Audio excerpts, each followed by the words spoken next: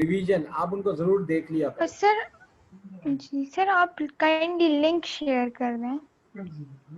I will share the link today इंशाल्लाह, ठीक है। Okay. Okay, now what we are going to do, Bismillahirrahmanirrahim, we are going to start to solve the paper of 509061 May June 2018, the paper 6 alternative to practical, and you have only 1 hour to complete the paper, but it's my personal suggestion to each and every student, please solve that paper within 50 or 55 minutes. Okay, आप 50 minute में अगर paper solve कर लेते Okay, हैं sir. आसान होता है। जैसे मैंने आपको पहले भी बताया था कि एटीपी के अंदर आपके पास 50 to 60% paper is only based on your personal skill जो होते हैं आपके, जो आपका आईक्यू लेवल है, जो आपकी जो एनालिटिकल स्किल्स है, उसके ऊपर काम कर रहा होता है। Now, beta, the question number 1 that is being provided here, and the background knowledge I will also provide you. A student investigated the digestion of protein in mammals. He used a solution of protein that is milky in appearance, a solution of an enzyme that is found in the stomach of mammals, a pH solution with a particular pH value, some distilled water. ठीक है जी, अब आप यहाँ पे देखें, imagine करना शुरू कर दें। ठीक है, आप एक इस बंदे ने काम करना है, ये प्रोटीन की डाइजेशन के ऊपर काम कर रहा है ना। अब प्रोटीन की डाइजेशन आपके पास कहाँ होती है? स्टमक के अंदर होती है और स्मॉल इंटेस्टाइन में होती है। ये अब कुछ पॉइंट हैं, ये नोट डाउन कर लें आप अपने नोटबुक के ऊपर। ओके, ठीक है। प्रोटीन जो है आपके पास कहाँ है कि पेप्सिन जो है वो स्टमक में और ट्रिप्सिन जो है स्मॉल इंटेस्टाइन में। ठीक है जी, अब एक सोल्यूशन इसने ले लिया जिसके अंदर आ क्या है, a solution of protein that is milky in appearance. ठीक है, मिल्की अपीयरेंस है उसकी। एक एंजाइम लिया है, ठीक है, जो कि स्टमक के अंदर होता है, definitely it would be pepsin. ठीक है, a pH solution with a particular pH and some distilled water. अब he knew that as the protein was digested, the protein should the protein solution would turn from milky to clear। ठीक है, अब protein का जो solution है, definitely ये जो milk की सोल्यूशन है, ये क्या होगा? ये मिल्क इसने लिया हुआ है। अगर हम बात करें तो मिल्क के अंदर आपके पास जो प्रोटीन होती है वो आपके पास लैक्टिन होती है और कैसीन वगैरह होती है। अब इस प्रोटीन को जैसे जैसे वो डाइजेस्ट होती जाएगी, उसकी मिल्क की अपीयरेंस खत्म होती चली जाएगी। He set up 4 test tube A, B, C, D and put 5 cubic centimeter protein solution into each one. He then placed the 4 test tube in the water bath for 5 minutes. After 5 minutes, he added other solutions to the 4 test tube and so that their contents were as shown। ठीक है, अब ये test tube number A, test tube number B, test tube number C and test tube number D. ठीक है, अब इसके solution के अंदर क्या क्या चीजें मौजूद है? 5 cubic centimetre protein solution, 5 cubic centimetre protein. देखिए मैं हॉरिजेंटल चल रहा हूँ, बी में भी 5 क्यूबिक सेंटीमीटर प्रोटीन, सी में 5 cubic centimetre protein, Okay. D 5 means अब ये जो वेरिएबल है, the volume of the protein solution is constant. ठीक है जी। अच्छा, number 2, 5 drops of distilled water in A, 5 drop of distilled now in the pH solution, 5 drops of distilled water in C and 5 drops of pH solution। ठीक है, अब ये pH solutions इसके अंदर इन्होंने कर दिए, 2 के अंदर डिस्टिल्ड वाटर है और 2 के अंदर हमारे पास pH है। ठीक है, now C, the 5 drops of 5 cubic centimeter volume of distilled water, then in B distilled water, C enzyme and D enzyme। now अब यहाँ पे आपके पास एक चीज बड़ी मजे वाली आपको नजर आएगी कि ये तो इसने यहाँ पे कंपेयर के लिए बना लिया है। ठीक है, now just focus on my cursor. ठीक है, ये टेस्ट ट्यूब ए जो है इसमें बना ली गई है। अब इसका पहले एक बैकग्राउंड थोड़ा सा हम आपको दे देते हैं। देखिए what kind of background you will observe here. ठीक है, I will move to my white board. ठीक है, अब ये आपको थोड़ा सा बैकग्राउंड दे दिया जाता है। एंजाइम्स, ठीक है, mostly enzymes are made up of protein.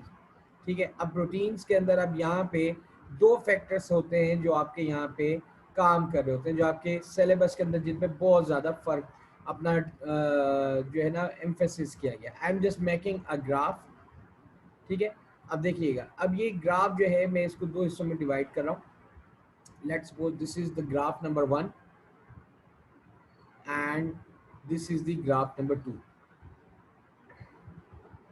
ठीक है, ये एक ही जगह पे मैंने पोर्शन में बना दिया। अब यहाँ पे आपको करना क्या है कि this is the graph number 1। जब आप ग्राफ ड्रॉ करते हैं तो उसके बाद आपके पास लेबल किया जाता है क्या, कि आपके पास लेट सपोज के अगर मैं पहला ग्राफ जो है ये बता रहा हूँ एंजाइमेटिक एक्टिविटी का, ये एंजाइमेटिक एक्टिविटी के अंदर मैंने यहाँ पे लिख दिया टाइम। अब ये जो टाइम है वो मैंने ले लिया स्मॉल टी, मैंने इसको लिख दिया टाइम। आप पूरा लिखिएगा TIME time, time in minutes मैंने इसके अंदर यहाँ पे यूज़ कर लिया। अब दूसरी जगह पे लेट सपोज कि मैंने यहाँ पे ले लिया है pH, ठीक है। pH के यहाँ पे मैंने बात कर ली है कि आपकी pH जो है ना मैं डिफरेंट हिस्सों के अंदर डिवाइड कर ली। अब ये आपके पास pH जो है दैट इज 0, ठीक है। I am just changing the colour, ठीक है। यहाँ पे pH आपके पास ये ओरिजिन पॉइंट पे 0 है। फिर उसके बाद आपके पास जो है pH, जैसे जैसे pH यहाँ पे इंक्रीज हो रही है ना टाइम, अच्छा इसमें थोड़ा सा फैक्टर और भी कर सकते हैं, ठीक है। टाइम और इसके हवाले से कर रहे हैं तो मैं यहाँ पे कर रहा हूँ, लेकिन मैं pH को अगर pH और एंजाइमेटिक एक्टिविटी के हवाले से बात करूँगा, क्योंकि मैं चाह रहा हूँ कि ज़्यादा आप फोकस हो जाओ। तो फोकस अगर हम करते हैं तो लेट सपोज कि मैं pH को यहाँ रख लेता हूँ आपके पास, ठीक है जी। और ये आपके पास एंजाइमेटिक एक्टिविटी, ठीक है। ये एंजाइमेटिक एक्टिविटी EA लिख देते हैं। टाइम वाला में ग्राफ जो है बाद में हम करेंगे जब ये इसका पोर्शन आएगा उसके हवाले से ना, कितनी देर में ये एक्टिविटी रिलीज हो रही है। ओके, बहरहाल ये आपके पास 0 हो गया। फिर आपके पास लेट्स सपोज के this is 7 pH and this is what, this is 14, ठीक है। अब एक मैंने एंजाइम ले लिया है पेप्सिन। पेप्सिन जो है इसकी जो आपके पास जो बेस्ट की एक्टिविटी होती है क्या होती है, वो आपके पास यहाँ पे बहुत अच्छी होती है। जैसे आपका pH आगे जाने लगती है इसकी एक्टिविटी नीचे आ जाती है। Just let's this graph is for pepsin, ठीक है। पेप्सिन जो है वो एसिडिक pH के ऊपर बड़ा अच्छा काम कर रहा था, जैसे वो जी 2 pH। बिल्कुल ठीक है बेटा। अब दूसरा मैंने एंजाइम ले लिया, लेट्स सपोज कि मैं ले लेता हूँ अमाइलेज, या अमाइलेज ले लिया मैंने एंजाइम, उसके लिए मैंने कलर ये यूज कर लिया। अब एंजाइम जो है यहाँ पे जो 7 pH के ऊपर था, ठीक है ना। अब ये एंजाइम जो है हमारे पास अमाइलेज, ये अमाइलेज जो है बेसिकली क्या है, ये यहाँ से मैंने लिया, जी सर। ठीक है। और ये यहाँ पे मैं कर लिया। ये बेसिकली कौन सा एंजाइम है, this is called salivary amylase, the amylase that is found in our mouth, ठीक है। अच्छा, आप जब ए लेवल्स करेंगे तो आपको पता चलेगा अमाइलेज के लिए भी 2 टाइप्स है ना, आपकी salivary amylase and pancreatic amylase. लेकिन अभी मैं भी सिलेवरी अमाइलेज।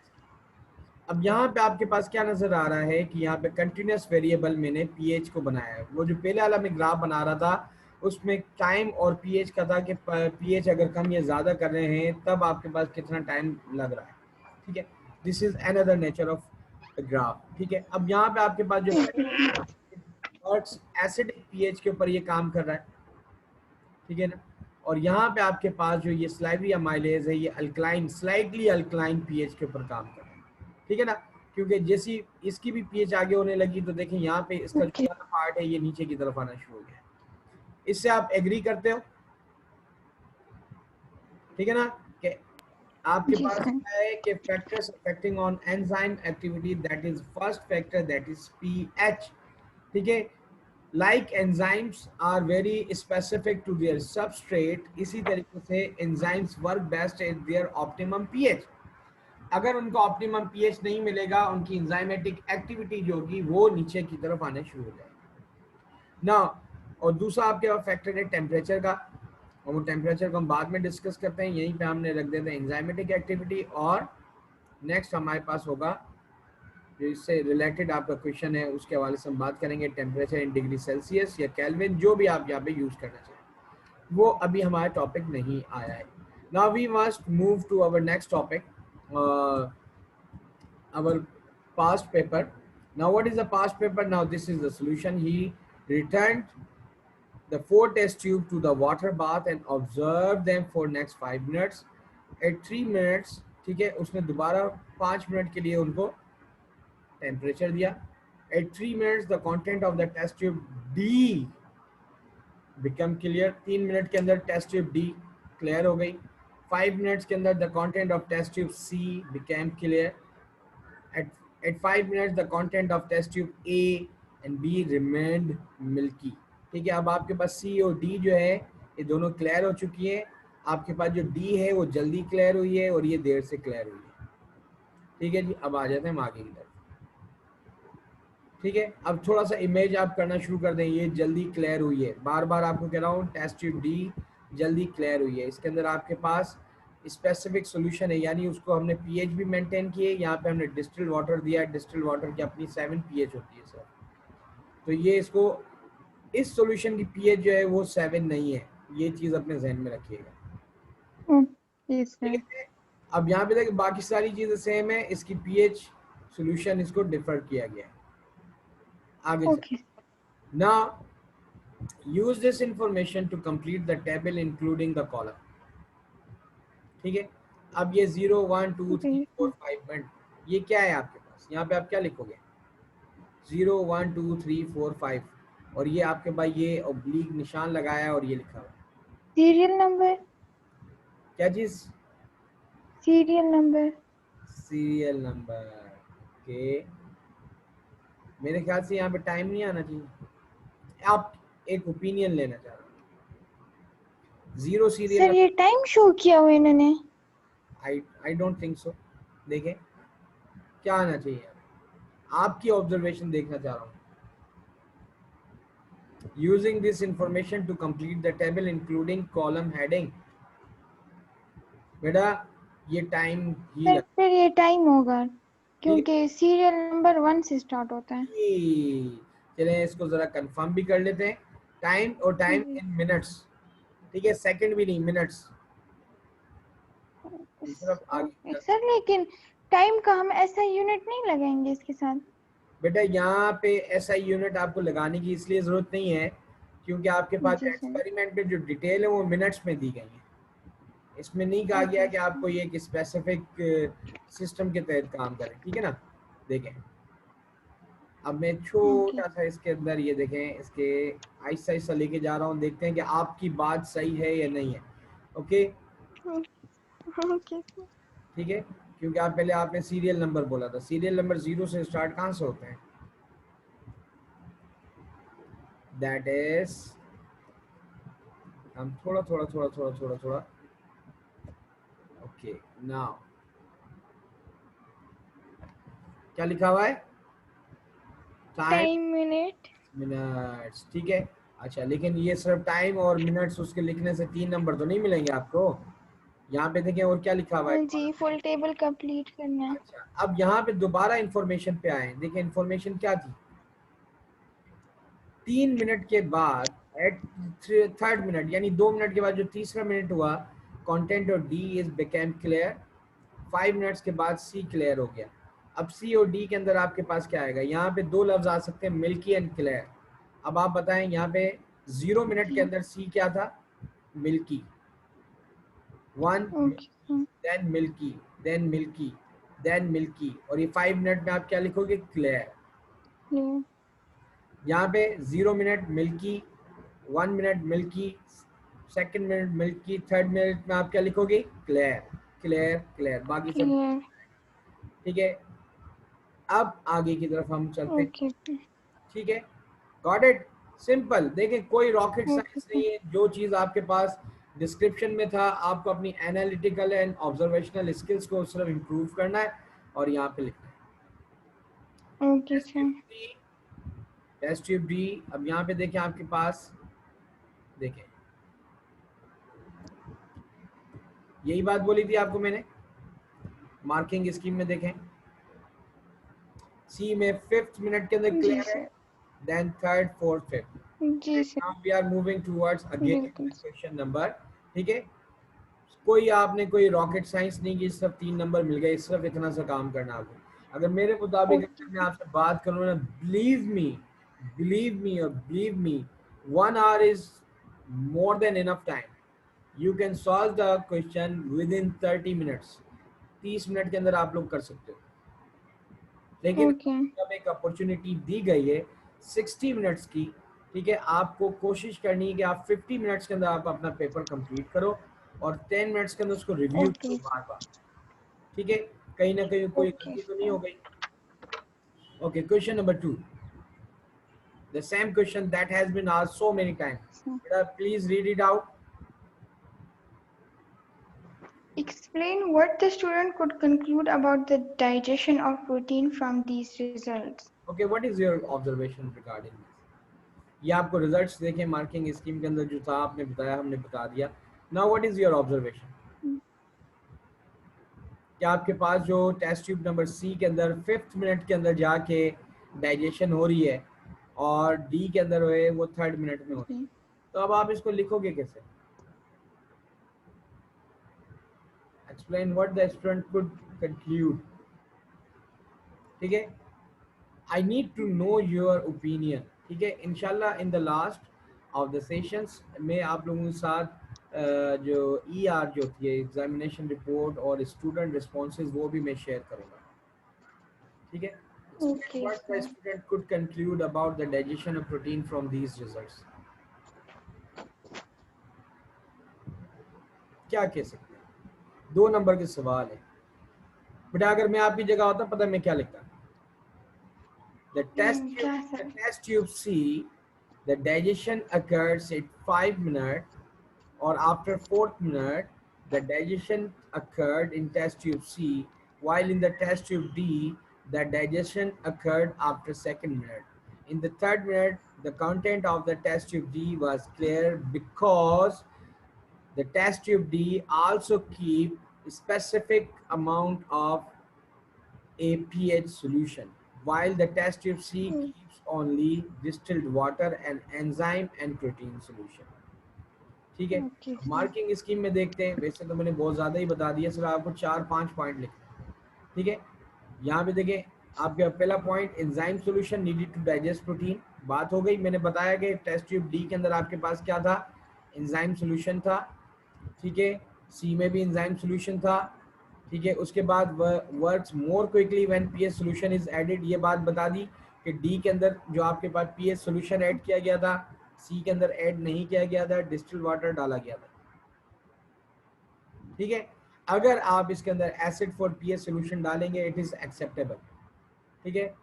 लेकिन आपको क्या पता है कि ये एंजाइम सॉल्यूशन जो है इसके अंदर एसिड ही यूज करना है, क्यों भाई? ऊपर बता दिया गया है डिस्क्रिप्शन में, the solution of the protein has been obtained from the stomach, got it. Okay, ये sir. एसिडिक जी ना sir. कंटेंट, ये थोड़ा सा ऑब्जर्वेशनल स्किल्स करने। कोई रॉकेट साइंस लगाई नहीं, Okay. सारा आपने आंसर यहाँ से नहीं टेबल से निकाला, और कहाँ से निकाला? ये रहा। जी हम दोबारा इस टेबल की तरफ ऊपर आए, फर्स्ट। ये रहा, दैट्स इट, ठीक है। सर आपने मुझे ये वाला पेपर नहीं सेंड किया हुआ। अभी भेज देता हूँ, कोई मसला नहीं, लेकिन अभी रखें तो सही इसको, ठीक है। चीजें समझ में आ रही है? स्क्रीन आपके सामने, यस सर। ओके ओके, ठीक है ठीक है। मैं यहाँ पे बेसिकली आपको जो सिखाना चाह रहा हूँ ना बेटा, वो सिखाना चाह रहा हूँ वो skills, the skills that are required to solve the paper of biology in O levels, ठीक है ना। ओ लेवल्स के अंदर आपके पास, ठीक है ना, ये स्किल्स क्या है। नंबर क्वेश्चन नंबर C1 बेटा जी पढ़िए। Suggest a suitable temperature for the water in the water bath and explain why that temperature should be used. ये क्वेश्चन भी रिपीट हुआ है। Suggest a suitable temperature for the water in the water bath and explain why that temperature should be used. आपको कोई एक specific temperature देना है water bath के लिए, ठीक है। जो कह रहे थे ना, पानी के अंदर दोबारा उसको गर्म किया है 5 मिनट के लिए, फिर दोबारा निकाला, फिर वो गर्म किया, क्यों? आप कौन सा टेम्परेचर सजेस्ट करोगे? Sir, 37 degree Celsius. एंजाइम्स आपकी बुक के अंदर बताया गया है, एनिमल्स के अंदर एंजाइम कौन सी टेम्परेचर के ऊपर बेस्ट काम कर रहे होते हैं? 37 degree Celsius. ठीक है ना, बेस्ट जो बॉडी का टेम्परेचर है वही जी टेम्परेचर आप, 37 degree Celsius. Very good. चले जी आगे चलते हैं, देखते हैं मार्किंग स्कीम इसकी क्या बता रही है। Between 35 and 45 Okay. Degree Celsius inclusive, ठीक है। क्यों? ठीक है, relate to mammalian body temperature, बात आ गई। कोई रॉकेट साइंस? नहीं है ना? नहीं सर। ठीक है, अब कितने मार्क्स जी आपको नहीं मिल है चुके सर। हैं देखें, 3 to 5 to 7। कोई इसके अंदर रॉकेट साइंस नहीं है, कोई रॉकेट साइंस नहीं है, और इसके अंदर ये चीज बता दी गई है। ठीक है जी। Okay sir. Now we are moving towards the next question. Suggest a suitable piece of apparatus for measuring the volume of enzyme solution। अब आपको यहाँ पे थोड़ी सी केमिस्ट्री वाला चैप्टर भी इस्तेमाल हो जाता है, हम बायो के अंदर भी बताते हैं। मैं दोबारा अपना ये वाइट बोर्ड यूज करने की कोशिश करूंगा। ठीक है, वॉल्यूम, थोड़ा सा बैकग्राउंड नॉलेज ले लेते हैं ना।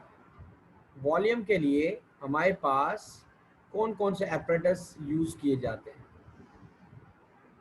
ठीक है, वॉल्यूम के लिए आपने पढ़ा होगा, लैब के अंदर हम अपने स्टूडेंट्स को पढ़ाते हैं। ठीक है, मैं ये नहीं जा रहा वॉल्यूम क्या होता है, क्या फार्मूला XYZ। ठीक है, वॉल्यूम के लिए हमारे पास बहुत सारी चीज़ें हैं। नंबर 1, पहले तो आपके पास है बीकर्स। जी बीकर सर। है बेटा? Okay, pipette. गुड। अब आप बताती जाएंगे, मैं यहाँ पे लिखता जाऊंगा, बल्कि मैं इसको टाइप करना शुरू करता हूँ। क्या करना शुरू करता हूँ? टाइप करना, उसके अंदर और ज़्यादा आराम से ये चीज़ हो जाएगी। ठीक है, the apparatus that we use to measure the volume,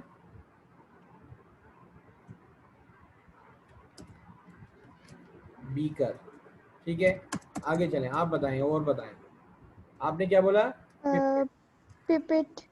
okay, I am just using PI pipette. और बताइए। Measuring cylinder. Yes, measuring cylinder.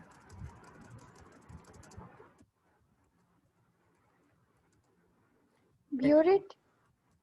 Okay, very good. Burette, burette भी है।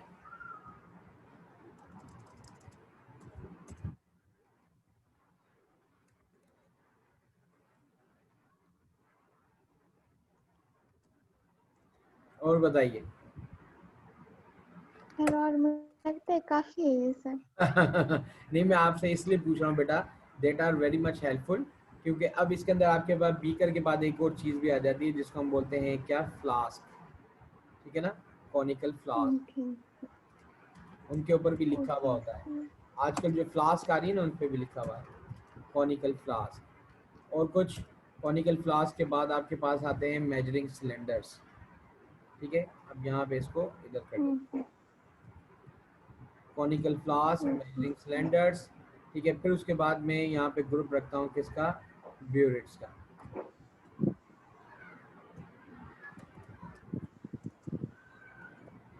ठीक है, आजकल कुछ ड्रॉपर्स भी आ रहे हैं ना, उन ड्रॉपर्स के ऊपर भी वॉल्यूम जो है उसका जी। मेंशन होता है। हमारे पास जो लैब्स के अंदर है उसमें ड्रॉपर्स हैं। ठीक है, वॉल्यूमेट्रिक ड्रॉपर्स भी खिलाते हैं ये। ठीक है, अच्छा, अब जी सर।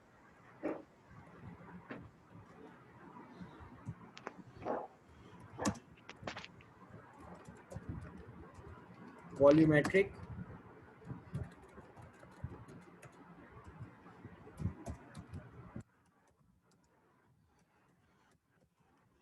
ड्रॉपर।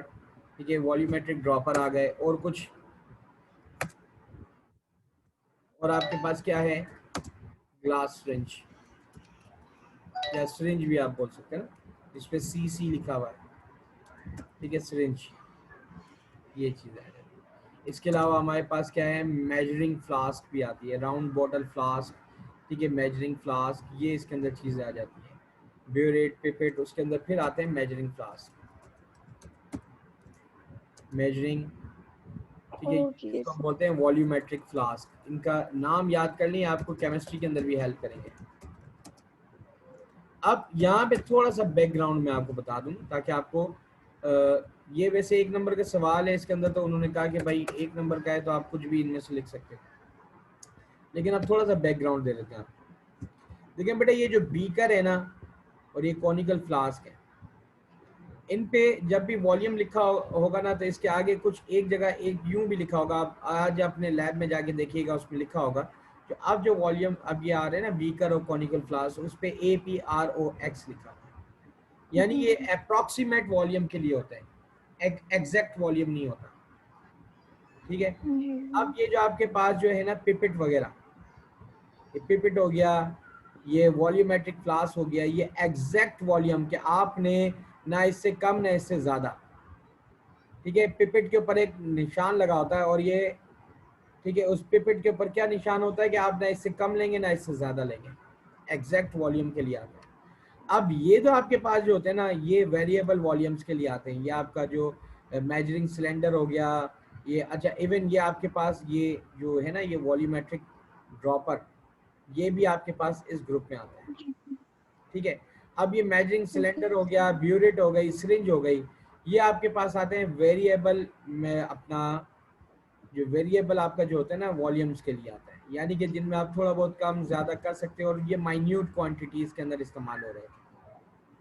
ठीक है, अब यहाँ पे आप क्या यूज़ कर सकते हो। जी सर। ठीक है, बहुत ही 5 क्यूबिक सेंटीमीटर का वॉल्यूम ले रहा है वो बंदा। अब 5 क्यूबिक सेंटीमीटर के लिए आप चाहें तो ब्यूरिट तो बहुत बड़ी होती है, इसको हैंडल करना बहुत ज़्यादा मुश्किल होता है, तो ये ऑप्शन तो आपका आएगा नहीं। अब यहाँ पे आपके दो जी आपके पास ऑप्शन है, या तो मेजरिंग सिलेंडर या सिरिंज है। ठीक है, समझ में आई चीज़, या तो मेजरिंग सिलेंडर या जी सिरिंज सर। है। और मेजरिंग सिलेंडर काफ़ी बड़ा होता है एज कम्पेयर टू सिरिंज, तो सिरिंज आपका टाइम भी बचाएगी, तो I will go with the syringe. ठीक है, अगर आप मेजरिंग सिलेंडर भी लिख देंगे तो कोई गलत बात नहीं है, इससे मतलब तुम ये नहीं कि आपके खिलाफ कोई पर्चा कट जाएगा, नो। देखें क्या लिखा हुआ है, ओके सर। सिरिंज और मेजरिंग सिलेंडर। ठीक है, ड्रॉपिंग पिपेट, ड्रॉपर। ठीक है जी, सारी चीज़ें यहाँ पे आ गई। अब देखें, ग्रेजुएटेड पिपेट या ब्यूरेट भी आप इस्तेमाल कर सकते हो, वो कह रहा है एक्सेप्ट कर लेंगे हम, लेकिन हमें अकॉर्डिंग टू सिचुएशन चलना है बेटा। सबसे बड़ी बात है अभी नंबर की, आपको एग्जाम से पहले और आपको इतनी मेहनत करनी है, कॉन्सेप्ट सही करने हैं ताकि आप इजीली अपने नंबर गेन कर सकें। आई मैं बहुत खुला डुला ये बात बोलता हूँ कि बेटा आपने जितना पढ़ना है पढ़ लिया, लेकिन एग्जाम से पहले फोकस करना है स्पेसिफिक होके अपने नंबर्स के लिहाज से। ठीक है, okay suggest a sir. Suitable piece of apparatus, आपने कोई भी नाम दिया फॉर एडिंग पीएच सॉल्यूशन। अब पहले एंजाइम के लिए आपने क्या यूज कर लिया, आपने सिरिंज डाल दी, पीएच सॉल्यूशन के लिए आपने ड्रॉपर डाल दिया। ठीक है जी, कोई भी आप दो चीजें आगे पीछे करके लिख सकते हैं। ठीक है ना, अब आगे की तरफ चलते हैं ओके बेटा सर। जी। Explain why the distil water was added to test tube ABC के अंदर आपके पास डिस्टिल वाटर क्यों डाला गया। देखें जी, मैंने आपको कहा था ना, सी आपके पास ए के अंदर क्या है, डिस्टिल वाटर है, फिर बी के अंदर पीएच सॉल्यूशन है, लेकिन बी के अंदर पीएच सॉल्यूशन है लेकिन एंजाइम नहीं है। सी के अंदर आपके डिस्टिल वाटर है, एंजाइम भी है। तो बेटा यहाँ पे जो डिस्टिल वाटर डाला है, ये तो आपने ए को तो करना ही कंपेयर के लिए है ना, कंट्रोल ग्रुप बनाया है इसका। ठीक है, अब ये कंट्रोल है, इसके अंदर आपके बी के अंदर आपने इफेक्ट देखना है किसकी जगह का, पीएच सॉल्यूशन का, और सी के अंदर आपने इफेक्ट देखना है एंजाइम का। मैंने आपको ओके जवाब सर। दे दिया है, अब आपको करना है ऑर्गेनाइज करके इसको जवाब को क्लियरली लिखना है। सर स्क्रीन ही गायब है। ठीक है, स्क्रीन इसलिए कि मैंने स्क्रीन अभी तक शेयर नहीं किया आपसे।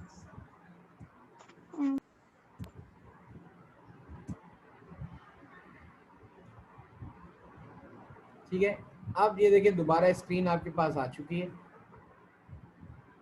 ठीक है, हम कौन से चैप्टर पे थे, दैट इज एक्सप्लेन व्हाई। अब एक नंबर का सवाल है, why distilled water was added to test tube A B and C. एक नंबर का सवाल है, बताइए जी। So that there are no impurities included in it. Okay, अब ठीक है जी, अब यहाँ पे आपके पास ये है कि just for the sake of comparison of pH solution and enzyme. ठीक है, ये मेरा ओपिनियन है। अब देखते हैं अब आपकी मार्किंग स्कीम इसके बारे में क्या बात बोलती है। आपकी मार्किंग स्कीम जो है, I am just going to share again the marking scheme. अब देखिए मार्किंग स्कीम क्या बोल रही है, इक्वल वॉल्यूम। सबसे पहले तो ये है कि सबका वॉल्यूम इक्वल करना होगा, number one, as a control for pH and enzyme solution.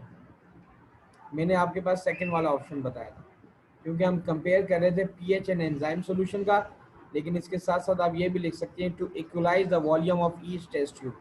अगर आप गौर करें दोबारा, मैं दोबारा देखें इसकी तरफ जा रहा हूँ, बार बार बार बार इस की तरफ क्यों आ रहा हूँ, यूनिट की तरफ, क्योंकि आपको सारे जवाब यहीं से निकालने हैं। What is the total volume of test tube A, 5 cubic centimetre, 5 cubic centimetre, 10 and few drop यानी 5 drops. 10 cubic centimeter and 5 drops, 5 cubic centimeter, 5 cubic centimeter, 5 drops, 5 cubic centimeter, 5 cubic centimeter, 5 drops. ठीक है, सबसे पहले तो आपके पास क्या हो, to keep the constant volume and to compare the effect of enzyme and pH solution in C and D. Enzyme और पीएच सॉल्यूशन के क्या इफेक्ट्स आ रहे हैं इनको देखने के लिए. ठीक है, आसान है, इजी है. हेलो. जी सर. अच्छा बेटा, अब पता है काम क्या करना है, इसको सॉल्व करके जब मैं आपके साथ ये शेयर करूंगा ना, तो you must keep that thing. इसका आप प्रिंट आउट कर लीजिएगा, बल्कि आपको इसको प्रिंट करने की जरूरत नहीं है. ठीक है, आपको करना क्या होगा, आप इसके आंसर्स जो है ना, क्वेश्चंस आप देखते जाएंगे और आप अपनी नोटबुक के ऊपर इसके आंसर्स लिखेंगे अपने हाथ से. What's the reason behind it? The reason behind it that कि आपको बहुत ही स्पेसिफिक आंसर लिखने हैं, जो बात की जा रही है वो लिखनी है, ताकि उसकी प्रैक्टिस हो.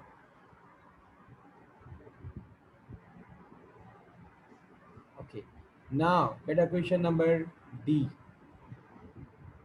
देखें, पढ़ें बेटा. Yes, over to you. Giving full experimental details, design an experiment based on test tube D to investigate the effect of different pH values on the action of this enzyme. Very good, बहुत जबरदस्त बात बोली इन्होंने. अब आपको क्या करना है, टेस्ट ट्यूब डी के अंदर तीनों चीजें मौजूद थी. एंजाइम भी था, पीएच सॉल्यूशन भी था, और उसके साथ साथ क्या था, इन्होंने प्रोटीन का सॉल्यूशन भी दिया हुआ था. ठीक है, अब आपको करना क्या है, you have to design one experiment जिसके अंदर आपको डिफरेंट पीएच का बताना है कि किस पीएच के ऊपर जाके एंजाइम जो है वो बेस्ट वर्क करेगा या ऑप्टिमम काम करेगा. आपको एक हिंट दूं यहाँ पे मैं. ठीक है, just try to use your Yes, sir. Brain. ठीक है, सब कुछ आपको यही लिखना है जो कि यहाँ लिखा हुआ है.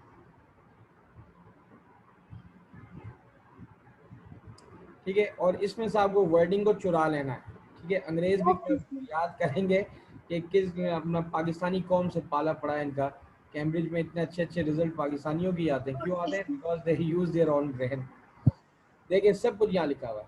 लिखा हुआ नहीं, set up 4 test tube A B C. अब आप यहाँ पे इसको लिख दें, टेक 4 टेस्ट ट्यूब नेम्ड 1 2 3 4 या 5 टेस्ट ट्यूब कर लें. सही है जी, ताकि उनको लगे ना कि ये 4 है.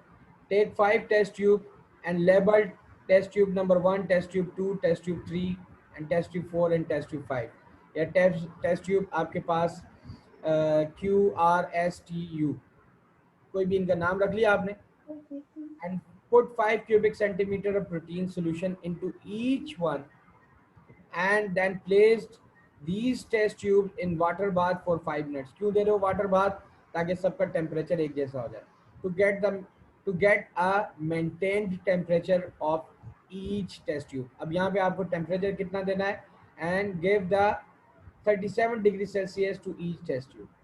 After 5 minutes, add the different pH solution in each test tube. In first test tube, add the pH solution of 1. In the second test tube, add the pH solution of 3. In the third test tube, add the pH solution of 5. In the fourth test tube, ठीक है, 7. और अगर आप चाहें तो इसको 6 7 8 तक 7 तक ले जाए. And then add the test tube pH solution of 9 10 14. और अब आपने एसिडिक की रेंज ली और कहाँ तक चली गई आप? बेसिक तक चली गई. आपने यहाँ पे 7 टेस्ट ट्यूब ले लेते. Okay, sir. ठीक है, start with the Okay, pH solution of 1, then 3, then 3 5, then 7. ठीक है, उसके बाद आपने क्या कर दिया, 9 11 13 14 हो गया.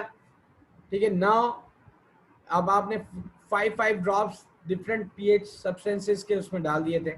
Now pour the 5 cubic centimeter of enzyme solution in each test tube. ठीक है, then again give the 37 degrees Celsius each test tube and observe which test tube will show the clear appearance faster as compared to the other 6 test tube. हो गया आपके पास? कोई science? पता है आपने कितने नंबर हासिल कर लिए इसमें? How many marks have you obtained? 5 sir. marks. आसान है, ठीक है। आपने क्या Yes, लिखना है? sir. Take 7 test tubes having 5 cubic centimeter of same concentration protein solution. Now put these 7 test tubes in a water bath to have the temperature of 37 degrees Celsius to normalize and maintain the temperature of each test tube. After 5 minutes, take out the test tubes and put 5 drops of different pH solutions. In the first test tube, put the pH solution of 1, 5 drops of pH solution 1. In the second test tube, put 5 drops of pH solution 3. In the third test tube, 5 drops of pH solution 5. In the fourth test tube, 5 drops of pH solution 7. In the fifth test tube, 5 drops of pH solution 9. In the sixth test tube, 5 drops of pH solution 11. And the seventh test tube, 5 drops of pH solution 13.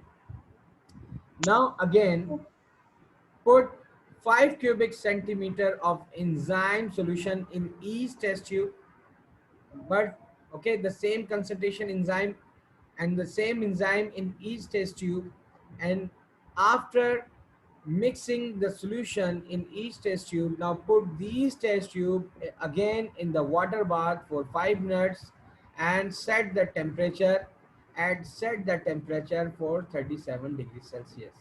Now observe which test tube will show the clear appearance in less time, and while keeping the test tubes in the water bath, just on the stopwatch and start the stopwatch to find out the time and rate of reaction of enzymes on the basis of different pH solutions. That's it. आपने वही चीज वही wording यहाँ पे आपने दे दी। अगर यहाँ पे बेटा अगर ये चीज अगर पीएच की बजाय टेम्परेचर के ऊपर होती, जो कि हम ऑलरेडी पहले भी डिस्कस कर चुके हैं, आपने क्या करना था? आपने 4 सॉल्यूशन लेने थे। आपने सेकंड टाइम जो वाटर बाथ दिया है ना 37 डिग्री सेल्सियस का, फिर आप क्या करते थे कि आप हर टेस्ट ट्यूब को अलग अलग टेम्परेचर देते। ये फर्स्ट टेस्ट ट्यूब को आपने दे दिया मिसाल के तौर पे 10 डिग्री सेल्सियस, दूसरे को 20, तीसरे को 30, चौथे को 40, इस तरह से करके आपने टेम्परेचर सेट करना होता था और देखना था कि किस टेम्परेचर के ऊपर रेट ऑफ रिएक्शन सेम आ रहा है, और उसके अंदर आपने सेम पीएच सॉल्यूशन यूज करना है, डिफरेंट पीएच सॉल्यूशन यूज नहीं करने। अच्छा जी, state and explain one safety precaution that should be taken when this experiment is carried out। जो ये आप एक्सपेरिमेंट कर रही है ना डिफरेंट पीएच वाला, बताए कौन से आप सेफ्टी प्रिकॉशन यूज करोगे?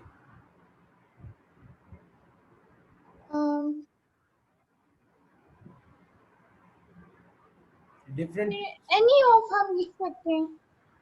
जी। अब आप यहाँ पे देखें, मैंने आंख बंद करके जब भी आपके सेफ्टी प्रिकॉशन करें ना, आप यहाँ पे पता है कि लिखोगे जी wear the safety gloves and safety जी glasses goggle and lab coat, because the temperature is going to be held with different pH solutions and there can be spill skin, और स्किन के ऊपर वो आ सकते हैं, तो आपके पास क्या कर सकता है? आपको डैमेज कर सकता है। ठीक है, अब आपने इस तरह से सिर्फ करना है और ये विद इन 10 मिनट्स आपको 17 मार्क्स मिल गए।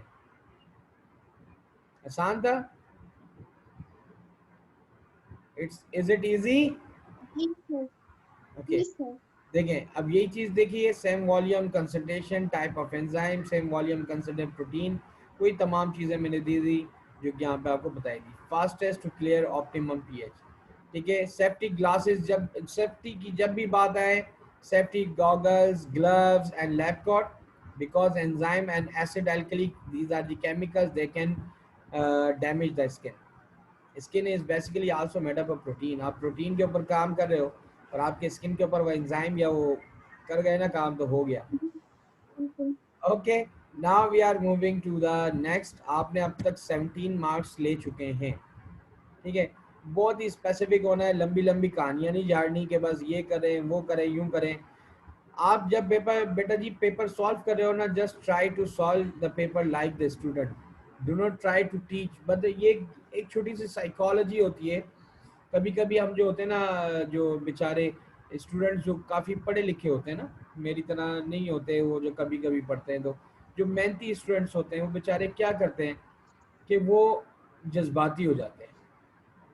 ठीक है, वो इमोशनल हो जाते हैं, वो इमोशनल होके वो कहते हैं वो भाई आज ही मुझे पीएचडी की पूरी किताब लिख देनी है इन 5 नंबर के सवाल में, वो खुदा के वास्ते ऐसा नहीं करिएगा। ठीक है, you are the student, do not try yourself to become a teacher on on the seat of examination hall. ठीक है ना, ये Okay. ठीक है, ये नहीं करना है। ये वो जो Okay, sir. जो आपके पास ये प्रिकॉशनरी स्टेप्स हैं जो कि स्टूडेंट्स कर जाते हैं, और फिर वो बाद में बेचारे कहते हैं सर हमने तो यूं पेपर दिया था, ये दिया। और इट्स माय पर्सनल एक्सपीरियंस, बहुत बड़े बड़े एक्सपीरियंस्ड किस्म के स्टूडेंट्स एग्जाम में जाके फेल हो जाते हैं just because of their over confidence. Now the next one, oh my God, very good यार, बड़ी जबरदस्त। ये इस तरह के एक्सपेरिमेंट मुझे बड़े अच्छे लगते हैं, ड्राइंग वाले ना। आपको नजर आ रहा है? द पढ़िए बेटा, क्वेश्चन नंबर 2 क्या लिखा हुआ है? The photomicrograph shows a vertical section of a leaf as seen under a microscope. ठीक है जी, अब ये आपके पास ये 6 7 8 से आप लोग इसका लीफ का इंटरनल स्ट्रक्चर पढ़ रहे हैं। अब ऊपर ये वैक्सी क्यूटिकल है, this is upper epidermis, this is lower epidermis, this is lower cuticle ना, वैक्सी क्यूटिकल है। अब यहाँ पे जो चीज़ें जो यहाँ पे मेंशन नहीं है वैसे ही आपको बताया था, ये सिलेंडर टाइप की जो चीज़ें हैं इनको क्या बोलते हैं? पैलिसिड मीजोफिल सेल। और ये इस तरह की चीज़ें इनको क्या बोलते हैं? स्पंज। Spongy. हाँ, और ये जो आपके पास ये ब्लैंक ब्लैंक से ये जो वाइट वाइट कलर की चीज नजर आ रही, these are the air spaces. ठीक है, ये जो आपके पास थोड़ा कप शेप नजर आ रहे हैं, these are the guard cells. ठीक है जी, और ये बीच में जो सर्कुलर नजर आ रहा है ये जाइलम फ्लोएम है। मैं पहले ही आपको बता दिया, ये चीज आपको पहले भी पता होनी चाहिए, बहुत आसान है ये। आगे की तरफ चलते हैं। अब ये कह रहा है on the photo micrograph draw the ruled label line to identify a palisade cell, label your line P and guard cell, label your line G. ठीक है, आपने एक लाइन लगानी है, यूं करके G. टक करके यहाँ से शुंग इधर दे देना। ठीक है जी, आपने यहाँ पे इस तरह से करके एक लाइन लगा देनी है। ठीक है, लेट्स Okay, सपोज sir. के यहाँ पे मेरे पास इस तरह से आ रहा नहीं है।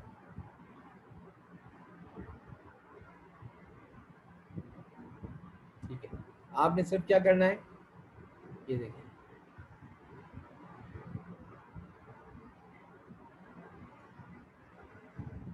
That's it. आपने एक लाइन लगा देनी है इस तरफ वाली साइड पे। ठीक है, यहाँ पे जो मैं टिक किया है ना जहाँ पे, ये तो हो गया गार्ड सेल्स। और इधर यहाँ पे लिख देना है आपने, नीचे क्या लिख देना है, इधर आपने लिखना है नीचे जी। ठीक है, इधर आपने लिख देना है जी।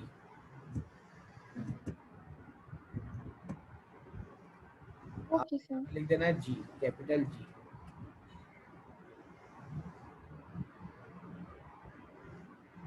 That's it. सही है, और यहाँ पे पैरासाइट मेसोफिल सेल कहाँ पे है? यहाँ लगा दूं लाइन, ये यहाँ लगाऊं, कहाँ लगाऊं? ये रहे बेटा, पैरासाइट मेसोफिल सेल्स इस तरफ है। ये जो ठीक है, लंबी सी after upper epidermis, these one. ठीक है, ये तो मैंने लाइन लगाई है ना इस तरह से, लेकिन आपको इस तरह से क्या करना है, आपको बकायदा तौर पे यहाँ पे एक सिर्फ एक छोटी सी लाइन, कोई एरो शेरो नहीं बनाना है, एरो नहीं बनाना है, जो बात की गई है आपको लाइन लगानी है, आप यूं करके एक लाइन लगा देनी है, दैट्स इट। एक लाइन लगाएं और उसके आगे लिख दें आपके पास क्या, पैलिसिड मेसोफिल सेल है, तो आपने पी लिख देना है, दैट्स इट। ओके, इतना सा काम में 2 नंबर मिल गए। Complete the table to compare the upper and lower surface of the leaf. ठीक है, आपके पास अपर सरफेस और लोअर सरफेस के अंदर क्या क्यूटिकल है, लोअर सरफेस में है, एपिडर्मिस है, अपर है। ठीक है, लेकिन आप इसको क्या करोगे, फीचर। ठीक है, compare the table upper and lower surface of the leaf. Upper surface के अंदर आपके पास जो क्यूटिकल है उसके अंदर स्टोमेटा नहीं है। ठीक है, लोअर सरफेस के ऊपर स्टोमेटा है। Okay, sir. ठीक है, अपर सरफेस जो होती है वो वैक्सी ज़्यादा होती है, लोअर सरफेस जो होती है ना उसकी एपिडर्मिस इतनी ज़्यादा वैक्सी नहीं होती और पोरस नहीं होती। ठीक है, अब इस तरफ भी आ जाते हैं। बहुत बहुत बहुत आसान है। देखते हैं कि हम लोग सही भी बोल रहे हैं या बस ऐसे अपनी तरफ से अंग्रेज़ों को बेवकूफ़ बनाने की कोशिश कर रहे हैं। पहले सेट ये तो बात सही हो गई। ठीक है, आपने यहाँ पे प्लस कर दिया। ठीक है तो यस। ठीक है, plus cuticle is thick and thin, आप थिक और थिन लगा सकते हैं। बात हो गई cells are larger and more rounded. ठीक है, दूसरी बात आपके पास क्या है, guard cells stomata absent. There are so many thing, आपके पास बेशुमार चीज़ें हैं जो आप लिख सकते हो। जो मैंने आपको 6-7 पॉइंट बताए आप उनमें से कोई भी दो दो लिखते हैं। ठीक है, क्यूटिकल आपके पास अपर सरफेस के ऊपर क्या है, वैक्सी है, वैक्सी एंड शाइनी है। लोअर सरफेस के ऊपर क्या है आपके पास जो है थिन है और शाइनी अपेरेंस कम है। अपर सरफेस के अंदर जो एपिडर्मिस है, ठीक है, ये स्मूथ है। ठीक है, और लोअर सरफेस के ऊपर जो एपिडर्मिस है कीपिंग दी गार्ड सेल्स। और एक और चीज़ भी बताऊं आपको इसी तस्वीर को देखते हुए, अपर सरफेस और लोअर सरफेस की एपिडर्मिस का अगर यहाँ पे देखें, साइज देखें, upper epidermis thick and lower epidermis is thin. तो बहुत सारी चीज़ें लिख सकते हैं। अपर सरफेस के अंदर आप क्यूटिकल ये भी लिख सकते हैं नॉन पोरस। ठीक है, no guard cells are present. Lower surface के अंदर क्या होता है, गार्ड सेल्स मौजूद हैं। अपर सरफेस के अंदर एपिथर्मिस जो है वो एपिडर्मिस जो है वो जो है उसकी जो थिक है। ठीक है, लोअर सरफेस के अंदर एपिडर्मिस थिन है and holding the guard sales also. ये एस्ट्रोमेटल ओपनिंग्स उसके अंदर मौजूद है। बहुत आसान, ये इस साल के अंदर 2018 का सबसे आसान तरीन पेपर आया था। ओह माय गॉड, बड़ी मजे की चीज आ गई है। तो क्या है ये, देखें, the photo micrograph shows a part of the surface of the epidermis of a leaf. अब इसमें क्या बताया गया है, इसमें देखें, ये दो गार्ड सेल्स हैं और ये दो पॉइंट्स दे दिए गए एक्स एंड वाई, ये एपिडर्मिस दे दी गई है। आगे चलते हैं, इसकी मैग्निफिकेशन कितनी है, देखें यहाँ पे लिखी हुई है 800 टाइम्स। अब यहाँ पे आपको करना क्या है, in the space below make a large drawing of the guard cells, labelled guard cells and epidermal cell as they appear in the photo micrograph. बेटा, अब इसके गार्ड सेल्स की आप जो है ना ड्राइंग कैसे बनाओगे। ठीक है, मैंने अब कुछ टिप्स यहाँ पे आपको पहले भी दी थी, वापस बताता हूँ। जो अवेलेबल स्पेस है ना, आप उसका तकरीबन 70% पार्ट जो है ना आपको इस्तेमाल करना है। ऐसा नहीं एक छोटी सी आप तस्वीर बना दो और आप उसके अंदर बोलें कि ये तस्वीर जो है ना बस इतनी सी है। ठीक है, तो Okay. बनाना आपके पास क्या करना है, लेबल्ड गार्ड सेल, जो सिर्फ लेबल किया गया ना उसी को आपको बनाना है, बाकी की तरफ नहीं जाना है। ठीक है, just what I am going to do, चले मैं भी आज एक कोशिश करता हूँ आप लोगों के साथ। ठीक है, इस तस्वीर को बनाने की कोशिश करते हैं। ठीक है, आप भी अपने पास कोशिश करें, हम भी कोशिश करते हैं। और मैं क्या करता हूँ कि मैं अपना ये वाइट बोर्ड, ठीक है, I am not good in drawing. ठीक है, आपके पास भी स्क्रीन जो है, आप चाहें तो इसका एक स्नैपशॉट ले लो। ले लिया आपने स्नैपशॉट। ठीक है, आपने स्नैपशॉट लिया। नाउ बेटा इट्स अप टू यू। अब यहाँ पे आपको करना क्या है कि अब आपने इसको बनाना है। देखिए, मैं आपको कह रहा हूँ इसका स्नैपशॉट ले लें और जल्दी से आपको इसको बनाएं और जल्दी से मुझे व्हाट्सएप के ऊपर ये इमेज इसका अपलोड करें कि आपने किस तरह की ड्राइंग बनाई है। ठीक है, I am giving you a time here और meanwhile I am also trying my level best कि मैं भी तो ज़रा बना के देखूँ। भाई बड़ा बना पढ़ाता पढ़ता हूँ तो, लेकिन क्या मुझे ड्राइंग श्राइंग आती है नहीं आती है। हाँ, चला देखते हैं। I am not as good as you people are, I will try my level best. ठीक है, Okay. चले जी, बिस्मिल्लाह, या अल्लाह मेरी इज़्ज़त रखना।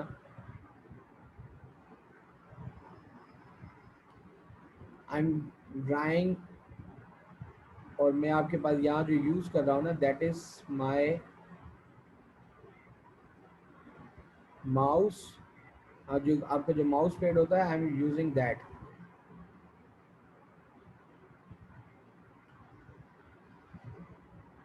ठीक है, हो सकता है थोड़ी बहुत मेरी ड्राइंग के अंदर चीज़ें सही ना हो।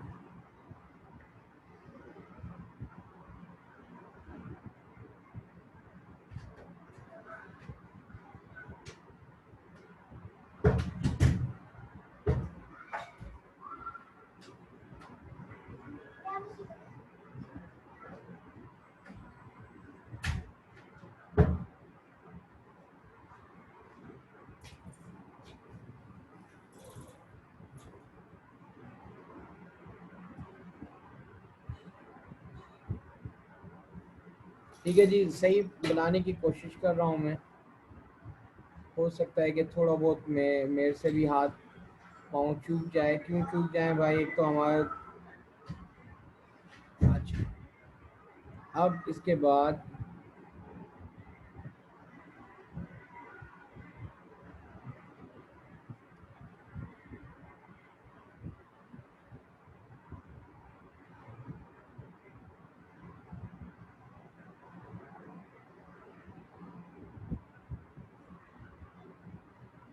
एक लाइन मुझसे ख़राब हो गई, दोबारा इसको करते हैं।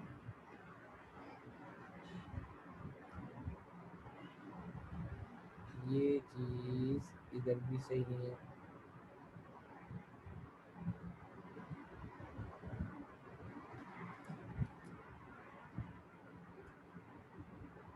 देखें कितना ये मुश्किल काम है। आप लोग तो बड़ा बड़ा पेंसिल से बना लेते हैं, यहाँ पे देखें हम लोग जो है बेचारे कंप्यूटर के ऊपर फंस जाते हैं। ओके, चलें जी, ये तो हो गया गार्ड सेंसर हमारे यहाँ पे।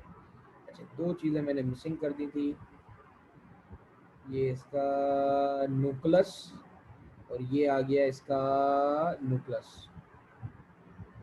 ठीक है जी, अब इसके बाद बिस्मिल्लाहिर्रहमानिर्रहीम, और क्या चीज़ है यहाँ पे, थोड़ा सा ये खराब हो रहा था।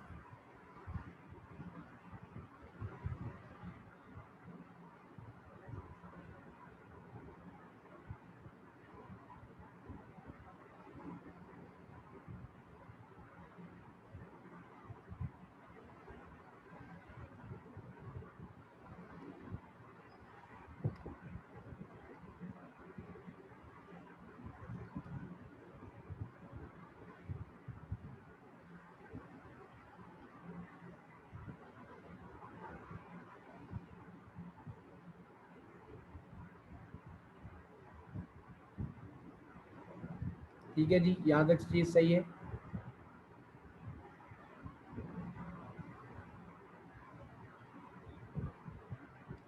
ओह गॉड, हाँ भाई, excuse me Varisha, are you getting my voice?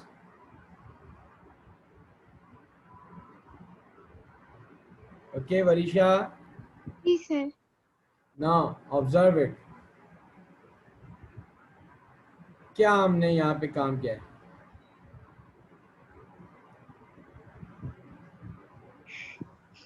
पता नहीं। ठीक है जी, मेरी ड्राइंग सही बनी है, आप इसको कंपेयर करो पहले।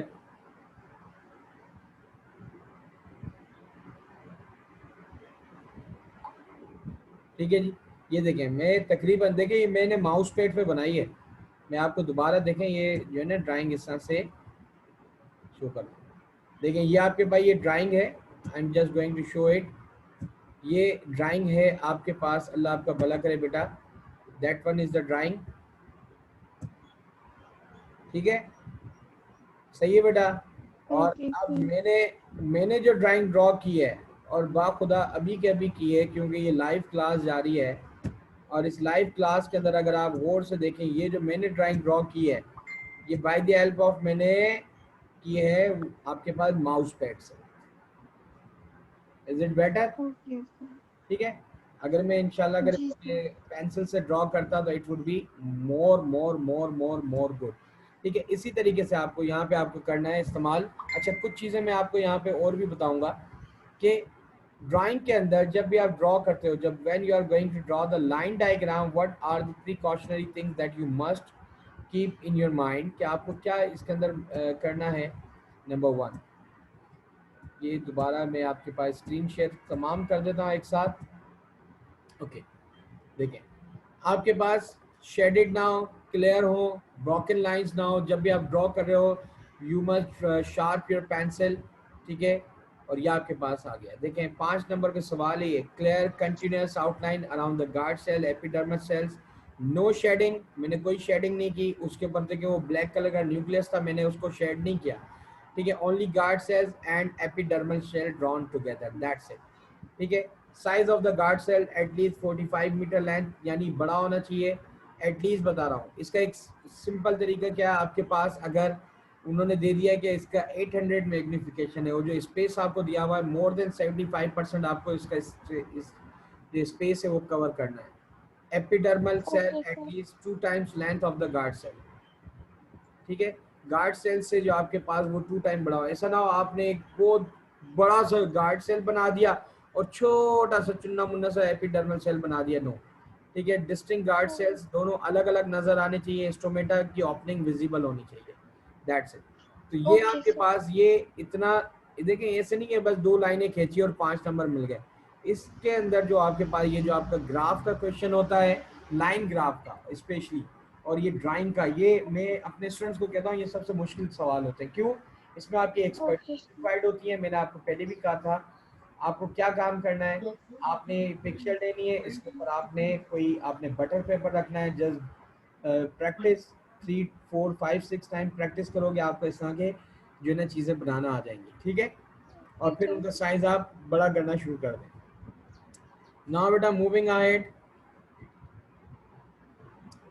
5 नंबर मिल गया आपको इतना सा काम करने में। अच्छा, मैंने okay. अपने एक सवाल में ना एक और गलती की है, पता है क्या? मेरा 1 नंबर कट जाएगा। पता है क्यों कटेगा? Sure, sir. देखिए मैंने एक चीज Sure, यहाँ पे, ये देखें, ये एपिडर्मल सेल का न्यूक्लियस जो है मैंने बनाना भूल गया, sir. Yes. ठीक है। तो ये चीजें आपको नहीं करनी है, लेकिन सिर्फ न्यूक्लियस बनाना है, शेड नहीं करना। Okay, sir. बहुत आसान चीज है ये, तो अब आप मुझे बताएं इसका आंसर क्या होगा। Measure the record maximum length of the guard cell between X and Y and photo micrograph, ठीक है जी। Okay, sir.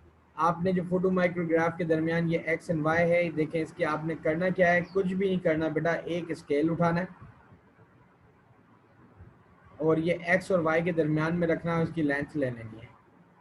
लेट्स सपोज कि Okay. आपने यहाँ से लेके यहाँ तक ये लेंथ जो ली है वो एक्स और वाई की आ जाती है, अल्लाह भला करे, वो आ जाती है आपके पास 35 सेंटीमीटर, सॉरी 3.5 सेंटीमीटर।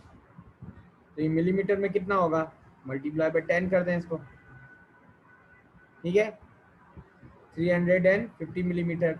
अब आपको यहाँ पे क्या करना है, जो भी इसकी आपकी लेंथ आई है उसके मुताबिक आपने draw the line of the same position on your drawing. अब मैंने क्या काम करना है, ये जो मेरी ड्राइंग थी आपके सामने यहाँ मौजूद है, चले मैं इसका, मैंने क्या करना है कि पहले मैंने इसकी लेंथ ले लेनी है। मैंने यहाँ से लेके यहाँ तक, पहले मैं इसके कलर चेंज कर दूं ताकि आपको पता चले कि मैंने इसके ऊपर क्या किया, ठीक है। जो आपने ड्राइंग बनाई थी आपने उसकी एक लेंथ ले लेनी है एक्स एंड वाई के दरमियान, ठीक है जी। अब ये जो मैंने जो लेंथ ली है, मेरे पास जो लेंथ आई है, लेट्स सपोज ये आ गई जाती है, ये आपके पास आ जाती है आपके पास 12 सेंटीमीटर। कितने सेंटीमीटर? 12, ठीक है। अगर मैं इसको मिलीमीटर में करूंगा तो क्या करूंगा बेटा, मल्टीप्लाई बाय 10 करते हैं, 100 करते हैं, परीक्षा Sir, multiply by 10 करेंगे. 10 करेंगे तो ये कितनी हो गई, मेरे पास इमेज का जो साइज आ गया 120. 120 मिलीमीटर, ठीक है। ये मेरा इमेज साइज है, मैं इसको लिख रहा हूँ आई। और जो आपके पास जो एक्चुअली आपके पास जो फोटो माइक्रोग्राफ का जो एक्चुअल साइज था, ये फोटो माइक्रोग्राफ आपने लिया था, वो लिया था आपके पास, वो था 3.5 सेंटीमीटर। कितना आया था? 3.5 सेंटीमीटर, ठीक है। ये वैल्यूज चेंज भी हो सकती है ना, क्योंकि Okay, आपके पास sir. इमेज यहाँ पे कितना बड़ा छोटा नजर आ रहा है, आपके प्रिंट पे कितना हो। तो ये अगर 3.5 है, इसको मल्टीप्लाई बाय 10 करेंगे तो ये कितना हो जाएगा, 35 सेंटीमीटर, 35 मिलीमीटर हो जाएगा, ठीक है बेटा, Okay, sir.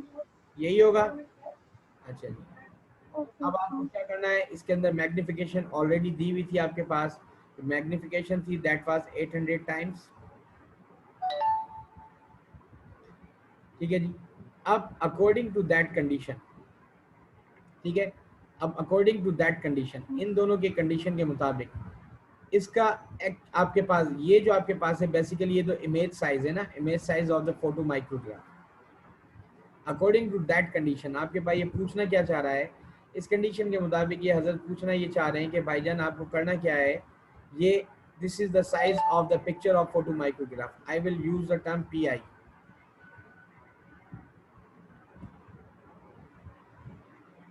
Okay.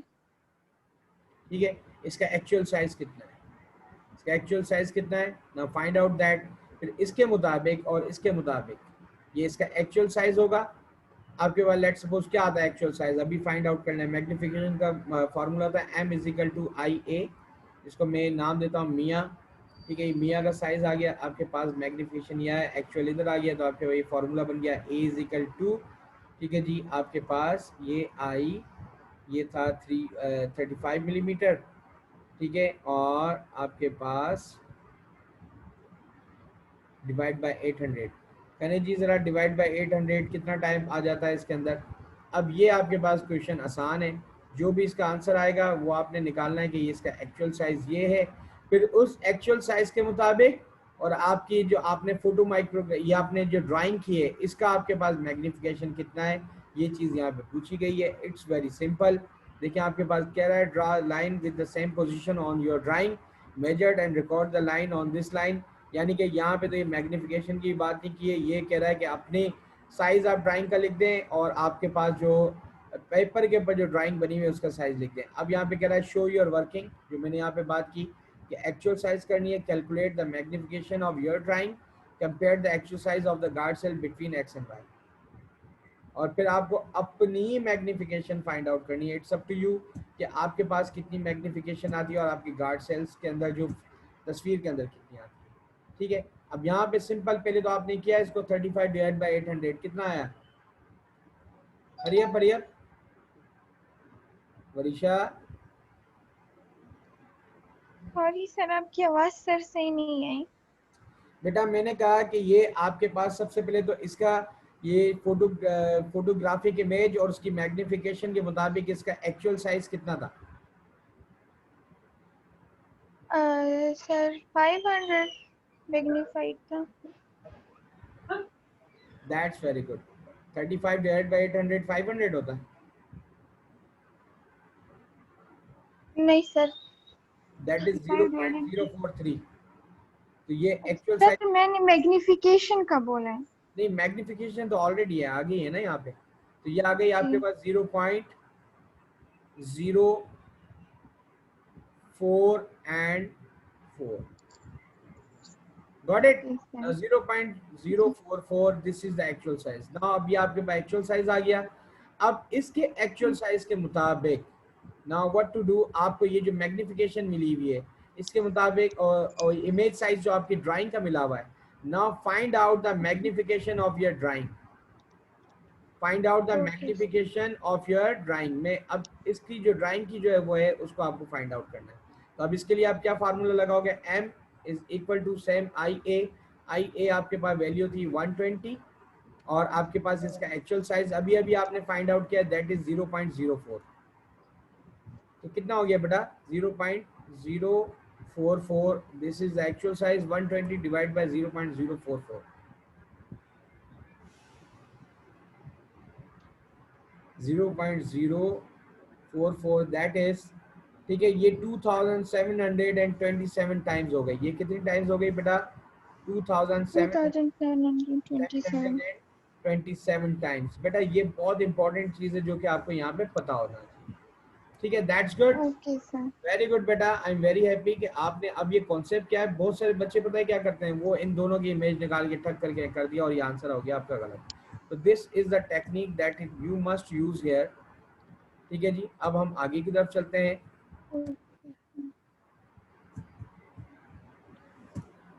ओके हम आगे की तरफ चलते हैं। देखिए इन्होंने यहाँ पे आपके पास MS के अंदर क्या दिया हुआ है, ठीक है, लाइन ऑन द ड्राइंग, आपने ड्राइंग के ऊपर जो लाइन लगाई है वो मैंने भी रेड कलर से लगाई थी। टू करेक्ट मेजरमेंट्स यूनिट्स, ये तो 3 नंबर में गए।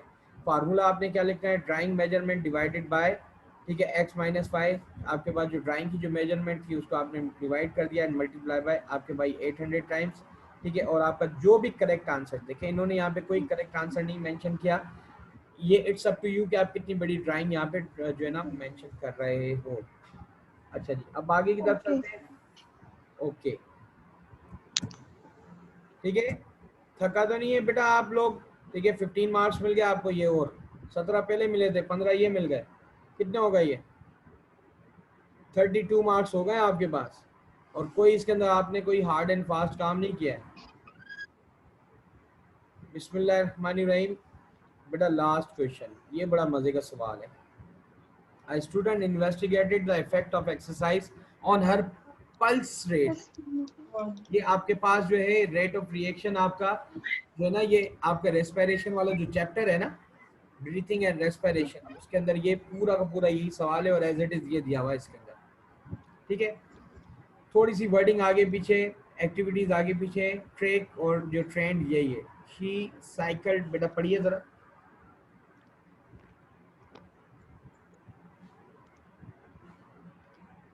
बेटा please read out the question.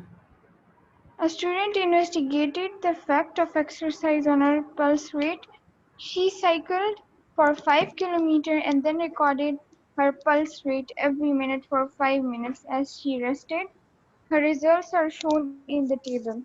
Okay, now you can also show, you can also check the pattern। अब पैटर्न यहाँ पे देखें, time after Okay. Exercise minutes, 0 minute में पल्स रेट 180 था, जैसे जैसे मिनट्स आगे चलते गए और शी वाज जस्ट, ठीक है ना। अब यहाँ पे इन्होंने क्या किया, ये पल्स रेट इसका चेक किया है, ठीक है, ये कि 5 मिनट्स एज शी रेस्टेड, ठीक है ना। अब जैसे उसने कहा, वो Okay. उसने 5 किलोमीटर साइकिल चलाती थी, रिकॉर्ड करती थी अपना पल्स रेट, फिर आप 5 मिनट के लिए वो रेस्ट पे चली जाती थी, ठीक है ना। फिर इसके बाद Okay. ये हुआ है, अब ये 0 to 5 मिनट्स के अंदर उसने साइकिल चलाई। अब इसके पल्स रेट क्या Okay. था, जीरो के ऊपर क्या था 180 एंड 112 94 88 86 84। रेस्ट कंडीशन में आते आते आते आते पल्स रेट नीचे की तरफ आया। Describe how Okay, sir. She could measure her pulse rate, कैसे आपने मेजर कर सकती है पल्स रेट को, पल्स रेट को उसने कैसे मेजर किया, ये तो आपने अपने थ्योरी के टॉपिक के अंदर भी पढ़ा होगा।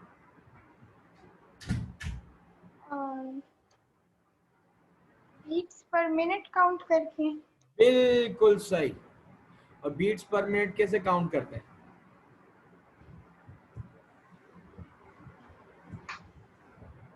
आजकल तो इसके एपरेटस भी आ गए बेटा, वरना एक आसान तरीन तरीका क्या है, क्या लिखा हुआ है, फीलिंग द स्किन या रिस्ट या नेक विद स्टेथोस्कोप। आप स्टेथोस्कोप यूज कर सकते हैं, लेकिन आपके पास जो फर्स्ट 2 फिंगर्स होती है ना आपकी, वो आप अपनी रिस्ट जी के ऊपर रखें, आपको उसके अंदर जी पल्स जी. महसूस होंगी, ठीक है, ये इस तरीके से। वरना आपके स्टेथोस्कोप जो है आप अपने हाथ पे रखें, और 1 मिनट Oh, तक 60 सेकेंड्स तक आप क्या करेंगे, उनको पल्स रेट को आप काउंट करते रहेंगे, ठीक है। okay, sir. ठीक है, ये भी हो सकता है। काउंटिंग पर टाइम इंटरवल, पार्ट मिनट, या मल्टीप्लाइंग अप्रोप्रिएटली। मिसाल के तौर पे आपने 30 सेकंड तक काउंट किया नॉर्मल, उसके अंदर फिर आप क्या करोगे, आप उसको 2 से मल्टीप्लाई करते जाओ, ठीक है। अब आपको यहाँ पे क्या करना है, she may use, she may feel the pulses on the skin or on the neck by using the stethoscope or by the 2 first fingers। Now count. Now she will count the pulses and start the stopwatch. And after 5 minutes, she will just stop the stopwatch and count the total minute. What are the total minutes during first minute, second minute, third minute, fourth minute, and fifth minute? That's it. Now, beta, the next one. बस हम बिल्कुल पहुंच गए आराम से आखिर में। बेटा अब ये सवाल आपको जो है ये खुद से सॉल्व करना है। On the grid Okay, book, sir. construct a graph to show the students' results. Join your points, the ruled straight lines, ठीक है। और इसके बाद Okay. ये जवाब जो है यहाँ पे शो करना है। सिर्फ मुझे सिर्फ 2-3 चीज़ों का जवाब दे दें। एक्स एक्सिस में क्या रखोगे और वाई एक्सिस में क्या रखेंगे आप? Sir, x-axis में time होगा और y-axis में दूसरा होगा. पल्स रेट होगी, देयर आर टू डिफरेंट जी, वेरिएबल। ठीक है ना बेटा, यहाँ पे आपके पास कौन कौन से वेरिएबल्स हैं? टाइम और बीट्स सर। यस, बिल्कुल सही, pulse rate, beats per minute. ठीक है, जी, जी एक्स सर। एक्सिस पे हमेशा कंटिन्यूस वेरिएबल आता है, ठीक है, जिसको जी इंडिपेंडेंट सर, वेरिएबल बोलते इंडिपेंडेंट। हैं, और वाई एक्सिस के ऊपर डिपेंडेंट वेरिएबल होता है। ठीक है, okay sir. That's very good. ठीक है, अब यहाँ पे इसके बाद आपने describe how the students pulse rate changes following her exercise, ये किस तरह से चेंज हो रही है। ठीक है, विद ईच आफ्टर 1 मिनट। वैसे तो आपको यहाँ पे एक क्लियर पिक्चर भी नजर आ जाएगी। वैसे आप यहाँ पे क्या बता सकते हो, बिल्कुल सिंपल, कि आपके पास ये डेटा यहीं से रिप्रेजेंट हो रहा है। With each after 1 minute the pulse rate is going down. Okay, आपके पास हर इसके बाद जो है पल्स रेट नीचे जा रही है, but after 3rd minute the pulse rate is going to stable, और यहाँ पे ये 84 तक आ गई, उससे आगे मजीद नीचे नहीं जा रही।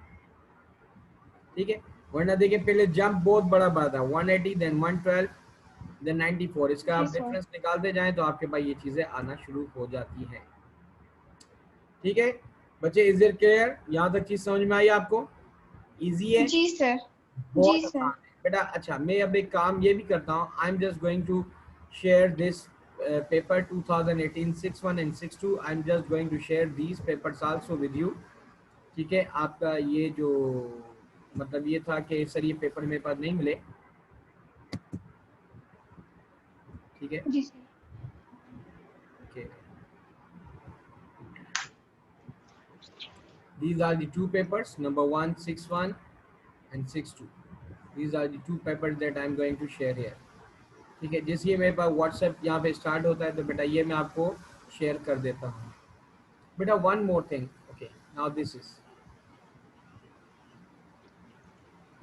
And that one yes. जी सर। ओके, जस्ट आपके सामने स्क्रीन मौजूद है, ये देखें आपके भाई ये दोनों papers. I am just going to share where is 5090 my zoom lecture okay sir. 5090। these are okay, question paper 1 and these are 2। Okay, इसके अलावा भी मैं आपके पास जो आपने कहा 2019 के भी आपको मैं पेपर दे देता हूँ। आप चेक कर लीजिएगा इसमें कौन कौन से पेपर आपके पास मौजूद नहीं है।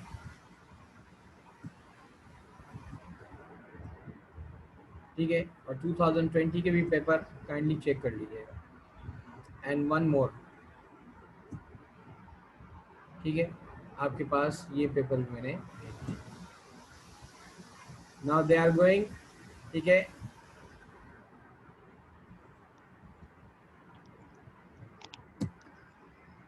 ठीक है बेटा, अब आपका ये शिकवा भी खत्म हो गया कि आपके ये पेपर्स मौजूद नहीं थे। इंशाल्लाह विद इन मिनट्स और 2 minutes they will be there. ठीक है, अच्छा, there are few students they are going. Okay sir.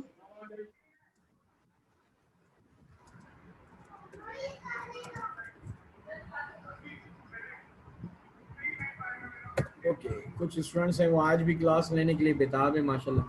मैंने कहा नो इट्स थर्सडे। ठीक है ना, थर्सडे को उनके ग्रुप की क्लास नहीं होती। ओके बेटा, okay, is there any ambiguity regarding the other topics? No sir.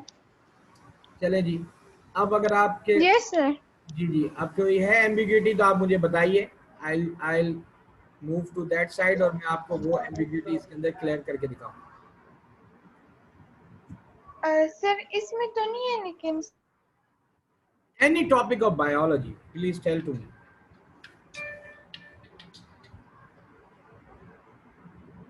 Yes बेटा,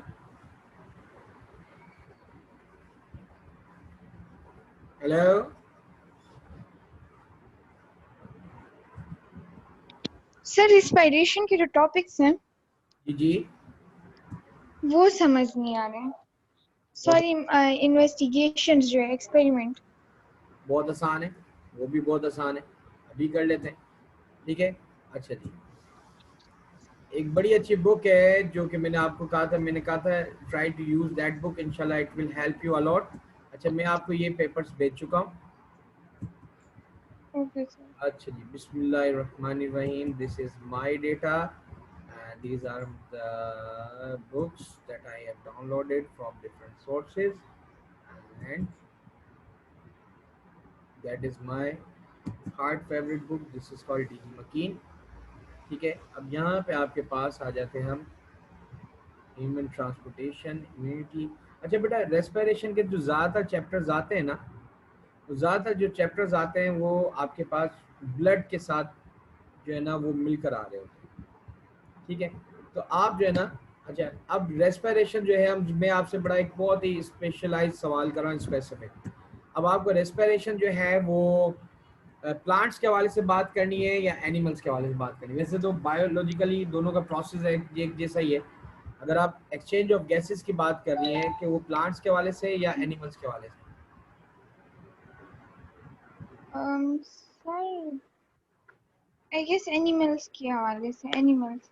ठीक है, अच्छा अब देखिए बेटा, ये जो आपका कंटेंट है ये भी मैं आपको यहाँ पे डायरेक्ट शेयर करता जाऊंगा। बेटा, in our last class we have also studied that what do you mean by respiration? Respiration is a energy yielding process, energy producing process है। एरोबिक के अंदर वो होता है विदाउट अपना विदाउट द प्रेजेंस, या फिर आप इन the absence of molecular oxygen. ठीक है, अब इसका थोड़ा सा बैकग्राउंड मैं आपको दे देता हूँ पहले। उस बैकग्राउंड को समझते हुए हम आगे की तरफ चलते हैं, तो it will help us a lot, ये हमें बहुत ज़्यादा हेल्प करेगा इंशाल्लाह। नंबर वन, पहली बात तो ये है कि आपके पास रेस्पिरेशन वर्सेस ब्रीथिंग, आपको ये पता होना चाहिए कि रेस्पिरेशन और ब्रीथिंग, बहुत सारे लोग एक ही चीज़ समझ रहे होते हैं माशाल्लाह से ऐसा है नहीं। कुछ मोटी मोटी बातें हैं जो कि आपके पास आपको पता होनी चाहिए। नंबर वन, हम यहाँ पे पहले तो हम बात करते हैं, ये बेसिक चीज़ें हैं जो कि आपको पता हो। Respiration versus breathing.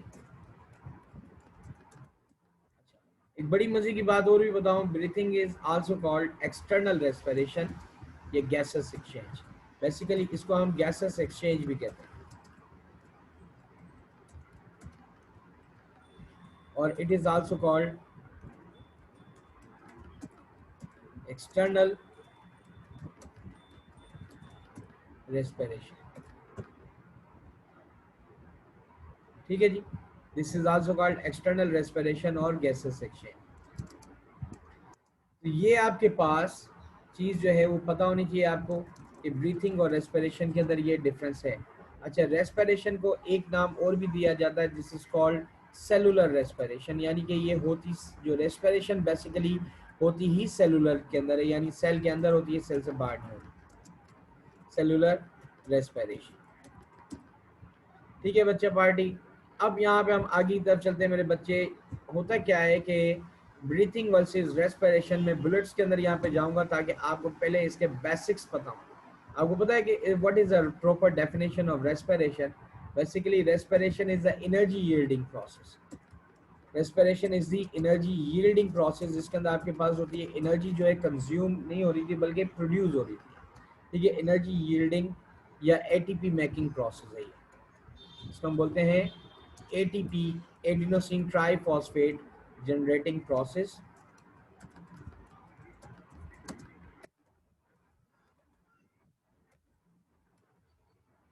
ठीक है बेटा, एनर्जी यील्डिंग और एनर्जी जनरेटिंग और एटीपी जनरेटिंग प्रोसेस है। ठीक है, जबकि ब्रीथिंग के अंदर अगर हम बात करते हैं तो ब्रीथिंग आपके पास क्या एनर्जी कंज्यूमिंग प्रोसेस है, इसके अंदर एनर्जी जो होती है वो कंज्यूम हो रही होती है। ठीक है, एनर्जी कंज्यूमिंग प्रोसेस है, इसमें एनर्जी को कंज्यूम किया जा रहा है, एक में प्रोड्यूस किया जा रहा है, ऐसे मॉलिक्यूल्स जनरेट किए जा रहे हैं जिनसे एनर्जी हमें मिले, दूसरे के अंदर एनर्जी कंज्यूम होती है। Number one. नंबर टू, अब यहाँ पे अगर हम इसका जो सेकंड पार्ट चलते हैं कि आपके पास रेस्पिरेशन जो होती है occurs inside the cell. Respiration is a cellular mechanism, cellular and a biochemical mechanism, cellular and a biochemical या मेटाबॉलिक रिएक्शन है ये। ठीक है, ये मेटाबॉलिक रिएक्शन है, इसके अंदर मेटाबॉलिज्म हो रहा होता है, बायोकेमिकल रिएक्शन हो रहे होते हैं। सिंपल लफ्जों में इट्स अ बायोकेमिकल प्रोसेस। ठीक है, ये बायोकेमिकल प्रोसेस है ये, ठीक है, ये सेलुलर या बायोकेमिकल प्रोसेसेस हैं, ये एक रिएक्शन का नाम नहीं है बल्कि इसमें बहुत सारी चीज़ें हो रही होती हैं जो कि आप ए लेवल्स के अंदर जाके पढ़ेंगे। जबकि आपके पास ब्रीथिंग या गैसेस एक्सचेंज है, it is a physical reaction, ये फिजिकल चेंज है इसके अंदर। कि इसके अंदर क्या होता है कि आपके पास जब आप सांस लेते हैं, आपके लंग्स जो होते हैं वो एक्सपेंड हो जाते हैं, सांस बाहर करते हैं, लंग्स आपके पास जो होते हैं Okay. वो दोबारा अपनी ओरिजिनल कंडीशन में आ जाते हैं। It's a physical change process, ठीक है। अब रेस्पिरेशन के अंदर एक बड़ी मजे की बात ये होती है कि अगर हम यहाँ पे कहें कि रेस्पिरेशन और ब्रीथिंग के अंदर होता है गैसेस एक्सचेंज है, ऑक्सीजन हमारी, हम एनिमल के हवाले से बात करें, वैसे ये चीज़ें प्लांट्स के अंदर भी हो रही है ना, कि डिफरेंट गैसेस का एक्सचेंज हो रहा होता है, ठीक है। जबकि रेस्पिरेशन जो होती है वो या तो आपके पास एक्सचेंज ऑफ गैसेस के बाद होती है। अब मैं इसको ये यूं भी लिख सकता हूँ, इट अकर्स आफ्टर ब्रीथिंग, यानी कि इसी वजह से ब्रीथिंग को एक्सटर्नल रेस्पिरेशन ये इसलिए कहा गया है कि ये पहले होती है, ठीक है ना, और ये सेल के बाहर हो रहा होता है रिएक्शन, लेकिन जो गैस या एक्सचेंज हो रहा है हमारी बॉडी के अंदर, ऑक्सीजन आ रही है, उसके बाद ही रेस्पिरेशन हम कर सकते हैं। इट अकर्स, ठीक है, आफ्टर ब्रीथिंग, की ब्रीथिंग के बाद होती है, in case of anaerobic, in case of aerobic respiration, in case of aerobic respiration, यानी एरोबिक रेस्पिरेशन के अंदर अगर हम बात कर रहे हैं तो एनारोबिक के Okay. अंदर तो उसकी भी जरूरत नहीं होती हमें, ठीक है। जबकि हमारे पास क्या होता है, breathing provides the enough quantity of oxygen, ठीक है, breathing provides the enough quantity of oxygen, enough oxygen, और कौन सी ऑक्सीजन, मॉलिक्यूलर ऑक्सीजन जिसका नाम है O2 oxygen, which is used in case of aerobic respiration, ठीक है बेटा। अब यहाँ पे तो आपके पास ये चीज़ तो समझ में आ गई होगी कि रेस्पिरेशन के अंदर हमारे पास क्या है, कि ये केमिकल रिएक्शन है, सीरीज ऑफ केमिकल रिएक्शन है। ब्रीथिंग एक आपके पास फिजिकल रिएक्शन है। रेस्पिरेशन के अंदर हमारे पास क्या होता है, एनर्जी जो है वो कंज्यूम नहीं हो रही थी, बल्कि उसके नेट जो हमारे पास एटीपीज या एनर्जी जो करेंसी हमारी बॉडी की वो प्रोड्यूस हो रही होती है, जो कि हमें मुख्तलिफ जगह पे इस्तेमाल करनी होती है। अब यहीं पे मैं यहाँ पे क्या करता हूँ कि अब मैं एक चीज़ यहाँ पे लगा देता हूँ कि रेस्पिरेशन के अंदर भी, अच्छा, अब एक बड़ी मजे की बात जो इधर मैं देने जा रहा हूँ, रेस्पिरेशन के अंदर एक बड़ी मजे की बात दे रहा है, टू टाइप्स। इसकी कितनी टाइप्स हैं, रेस्पिरेशन की टू टाइप्स हैं, विचार अगर हम यहाँ पे कहें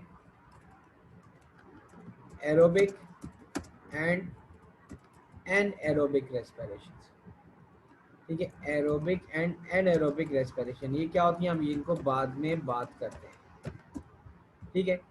जबकि अगर हमारे पास, अगर हम इसी तरीके से हम बात करें किन की, हम ब्रीथिंग के रिएक्शन की अगर बात करते हैं, ब्रीथिंग की भी टू टाइप्स हैं, ठीक है।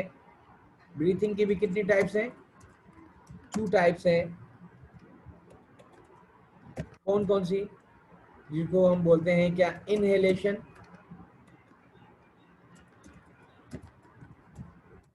ठीक And है, exhalation.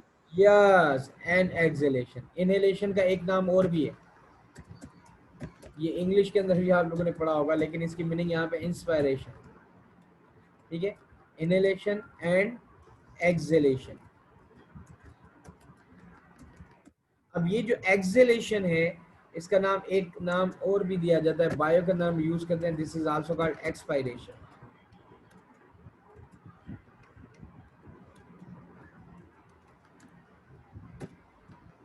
ठीक है बेटा।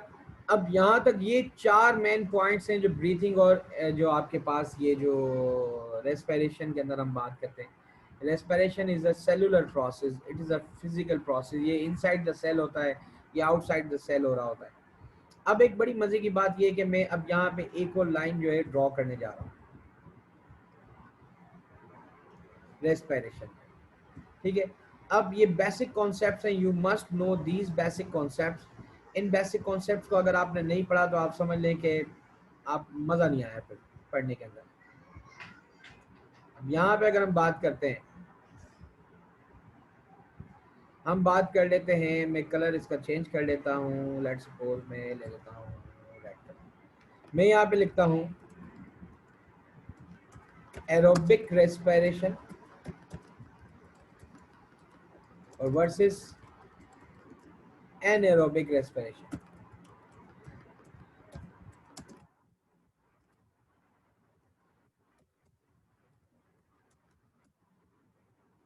Aerobic respiration versus anaerobic respiration.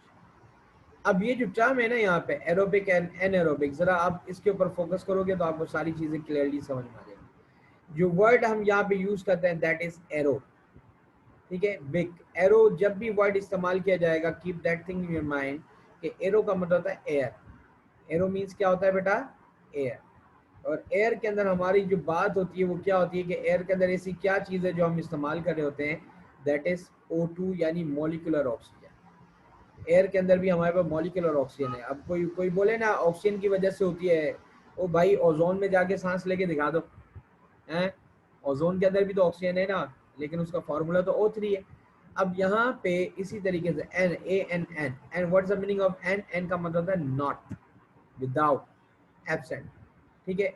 अब ये आपके पास क्या होता है कि इन द एब्सेंस ऑफ ऑक्सीजन हो रही है। पहली चीज तो आपके पास ये चीज क्लियर हो गई, ये बच्चे बच्चे को पता होता है।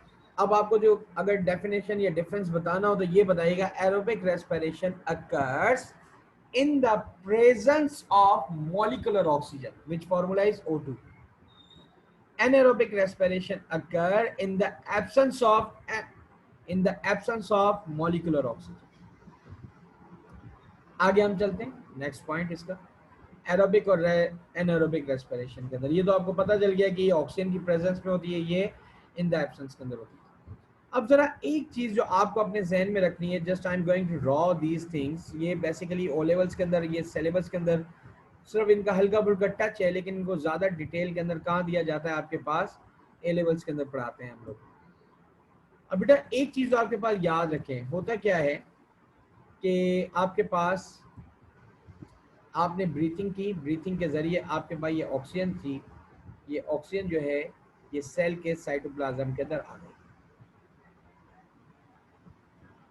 ठीक है। ये ऑक्सीजन कौन सी ऑक्सीजन है? ये मॉलिक्यूलर ऑक्सीजन है, ये सेल के साइटोप्लाज्म में आ गई, ठीक है। यहाँ पे एक चीज मौजूद है जिसका नाम है ग्लूकोज। क्या मौजूद है?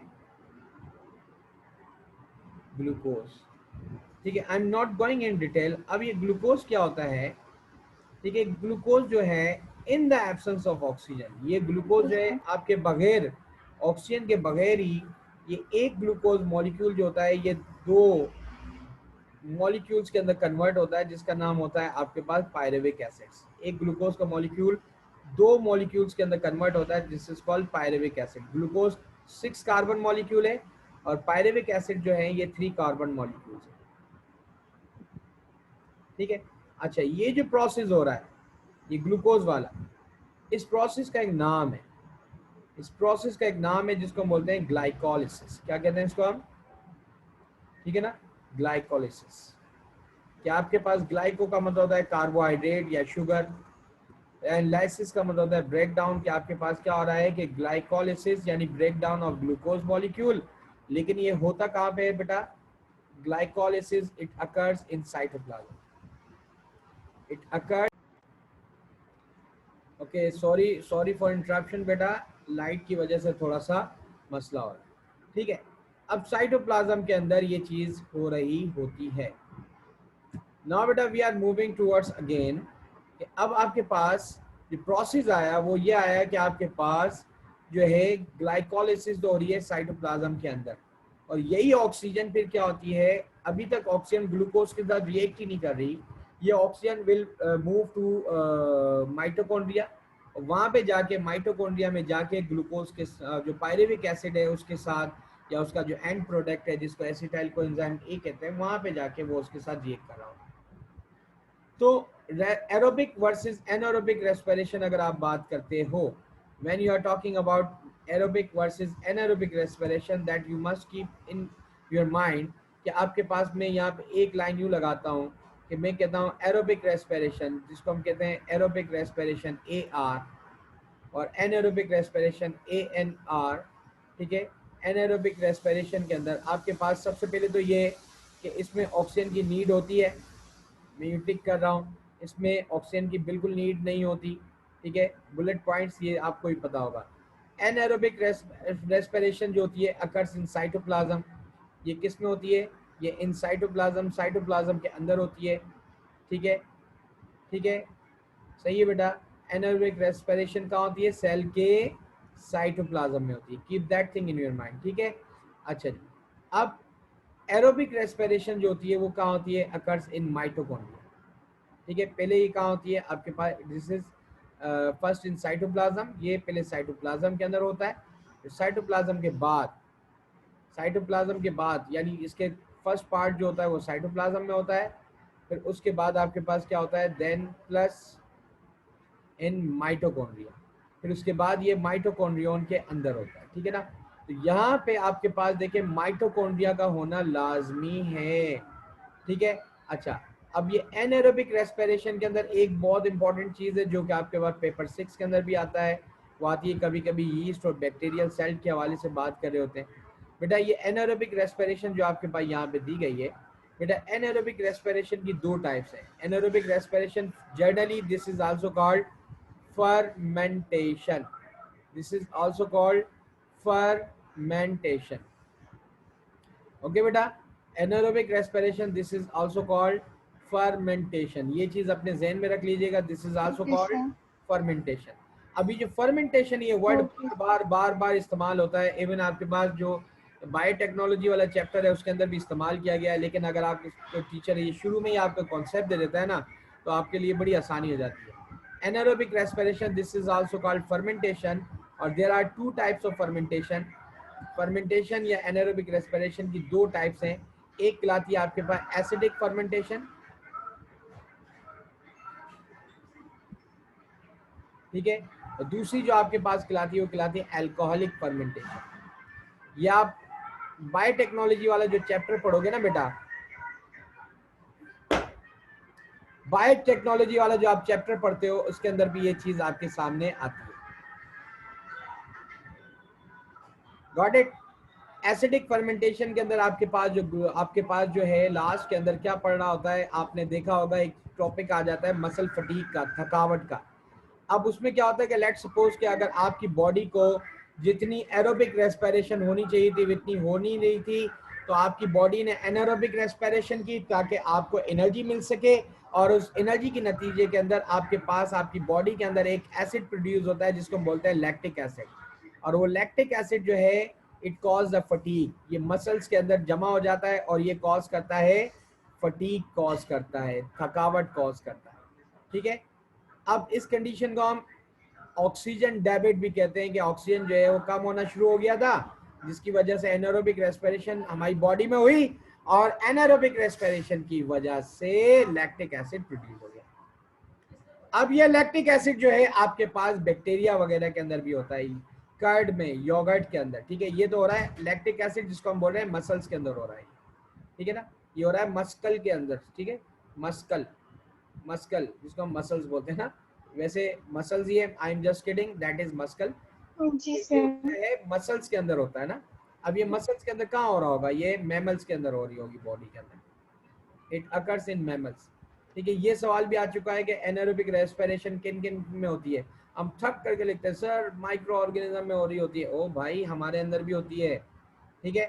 लेकिन इसके अलावा अगर आपके जी पास सर। यही लैक्टिक एसिड कहाँ और हो रहा होता है, आपके पास जो मिल्क है, उस मिल्क को कर्ड या योगर्ट बनाने के अंदर जो इस्तेमाल होता है, जो आप बायोटेक्नोलॉजी के अंदर पढ़ते हो, ये मिल्क को आपके पास कर्ड या योगर्ट बनाने में बनाते हो, जिसको हम कर्ड या दही जो कहते हैं ना, कर्ड योगर्ट या दही वगैरह जो होती है। अब ये किस में होता है, ये होता है बैक्टीरिया में, और उस बैक्टीरिया का नाम भी बता दूं बेटा आपको, उस बैक्टीरिया का नाम है लैक्टोबैसिलस, ठीक है। उस बैक्टीरिया का नाम क्या है, लैक्टोबैसिलस, ये आप बायोटेक्नोलॉजी वाले चैप्टर के अंदर आप पढ़ोगे, ठीक है, ओके सर। ठीक है। अब यहीं पे एल्कोहलिक फर्मेंटेशन के हवाले से अगर हम बात करते हैं तो एल्कोहलिक फर्मेंटेशन जो होती है कॉमन होती है यीस्ट के अंदर।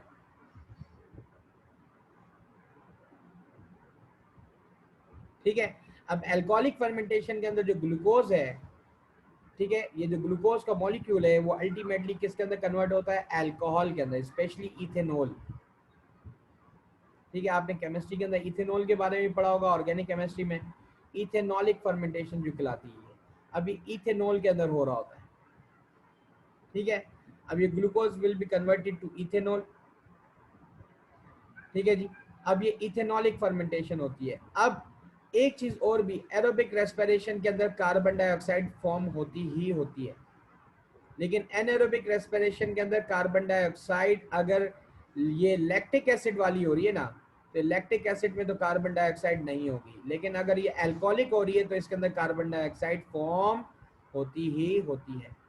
ठीक है, अब अगर मैं एरोबिक रेस्पिरेशन का लेट सपोज कि अगर आपके पास केमिकल इक्वेशन लिखता हूँ, दैट इज C6H12, ग्लूकोज है ना, O6, this is the formula of glucose. ठीक है, ठीक है, यहाँ पे ये ऑक्सीडाइज हो रहा है। ठीक है, और ये सीरीज ऑफ केमिकल रिएक्शन है, यहाँ पे मॉलिक्यूलर ऑक्सीजन यूज हुई O2, और यहाँ पे आपके पास ये क्या बना, आपके पास ये कौन सी चीज बनती है, आपके पास बनती है carbon dioxide and water, CO2 and plus H2O।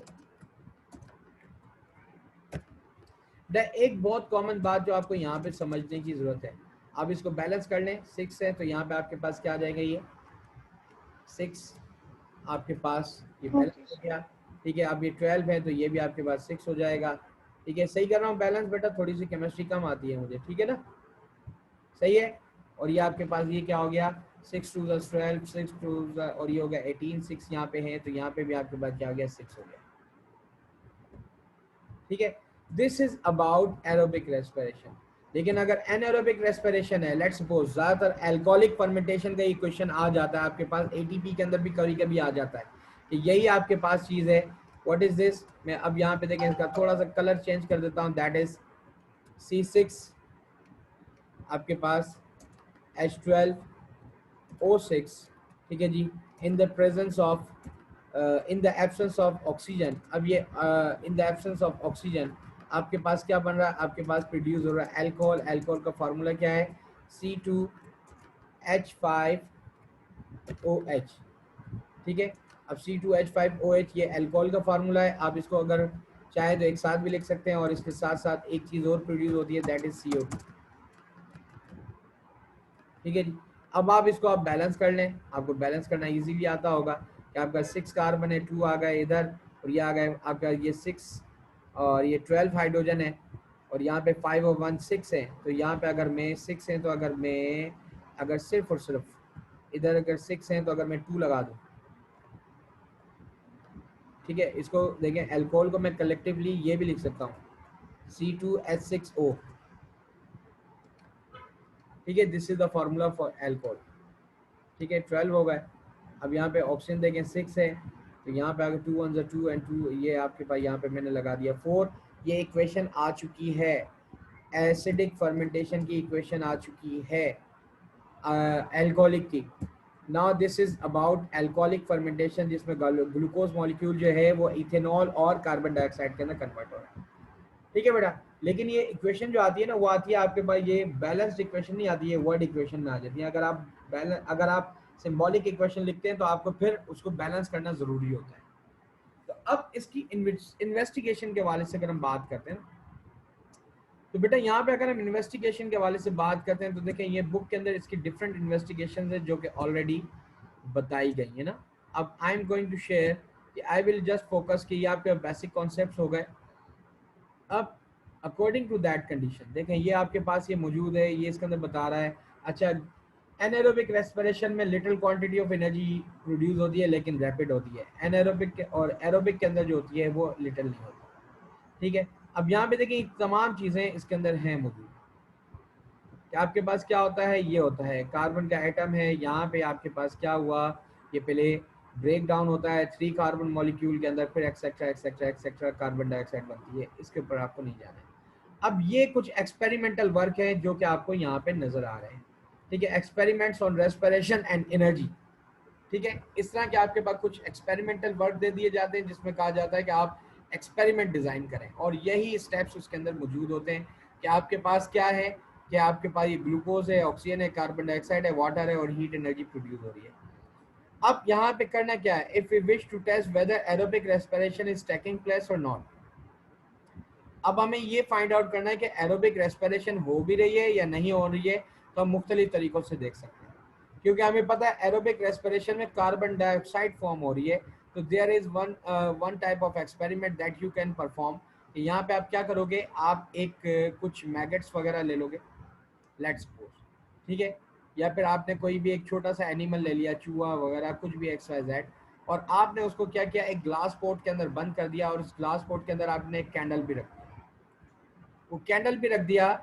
अब होगा क्या यहाँ पे, अब चूहा जो है वो क्या कर रहा है, वो भी ऑक्सीजन यूज कर रहा है, कार्बन डाइऑक्साइड निकाल रहा है। वो कैंडल जो है वो बर्निंग रिएक्शन है, वो भी ऑक्सीजन यूज कर रहा है, कार्बन डाइऑक्साइड निकाल रहा है।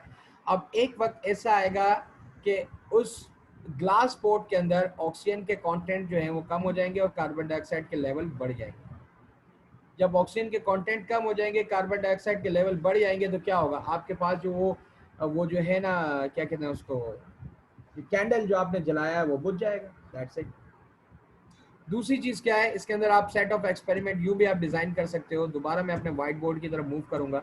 अब आपको देखा, मैं पूरा यहाँ पे एक सेट ऑफ एक्सपेरिमेंट डिजाइन करके बताता हूँ। ये तो आपको पता चल गया कि एरोबिक रेस्पिरेशन के अंदर कार्बन डाइऑक्साइड और वाटर प्रोड्यूस हो रहा है।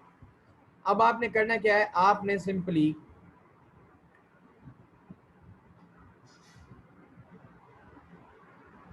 ये ले लेना है, एक आपने टेस्ट ट्यूब लेनी है, और इसके अंदर रख देने कुछ कीड़े मकोड़े, कुछ मैगट्स वगैरह रख देने हैं, कुछ एनिमल्स है ना ये आपने इसके अंदर रख देना है अलाइव। ठीक है जी। अब इसके साथ आपने एक और टेस्ट ट्यूब लेनी है,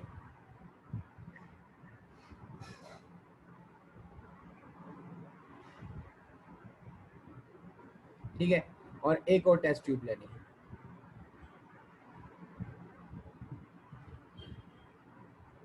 आपने 3 टेस्ट ट्यूब्स ले ली।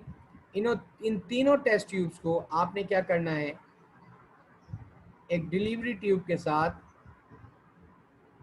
कनेक्ट करना है। इस डिलीवरी ट्यूब को आपने यहाँ पे नीचे तक लेके जाना है। ये डिलीवरी ट्यूब आ गई।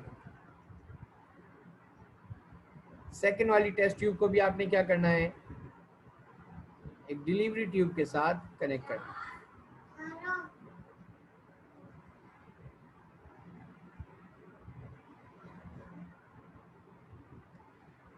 ठीक है जी। अब उसके बाद आपने क्या करना है, कुछ भी नहीं करना, आपने इन टेस्ट ट्यूब को क्या कर देना है, सील्ड कर देना है। आपने इसको क्या किया, सील्ड कर दिया है, आपने इसको सील्ड कर दिया, और इसके ऊपर आपने लगा दिए कोई चीज़, जैसे पेट्रोलियम जेली टाइप की चीज़ होती है, ताकि कोई एयर भी बाहर ना निकल सके, ना अंदर जा सके, कि कोई ये कह सके कि नहीं बाहर से कार्बन डाइऑक्साइड आ रही थी, अंदर से आ रही थी। ठीक है, आपने इसको मुकम्मल तौर पे देखें सील कर दिया। ऊपर से आपने इसके ऊपर पेट्रोलियम जेली या कोई वैक्स जो था वो भी लगा दिया। वाई, बिकॉज कि अब आपके पास मजीद जो है कोई भी चीज़ अंदर से बाहर या बाहर से अंदर नहीं जा रही। इसके बाद आपने एक काम और करना है बेटा, ये जो आपके पास ये मिडल वाली टेस्ट ट्यूब थी ना, आपने इसको रखना है, प्लेस करना है, होल्ड करवाना है बीकर के अंदर, और इस बीकर के अंदर आपने रख देनी है आइस। क्या रख देनी है, ice. Now I am going to label the things. आपको पता चल जाएगा कि what kind of words you will use. ठीक है जी। आपने यहाँ पे क्या, take 3 test tubes. The first test tube labeled A, which gives different kind of worms, the alive worms. These are the worms, and they all are alive. They all are alive. Okay, alive worms.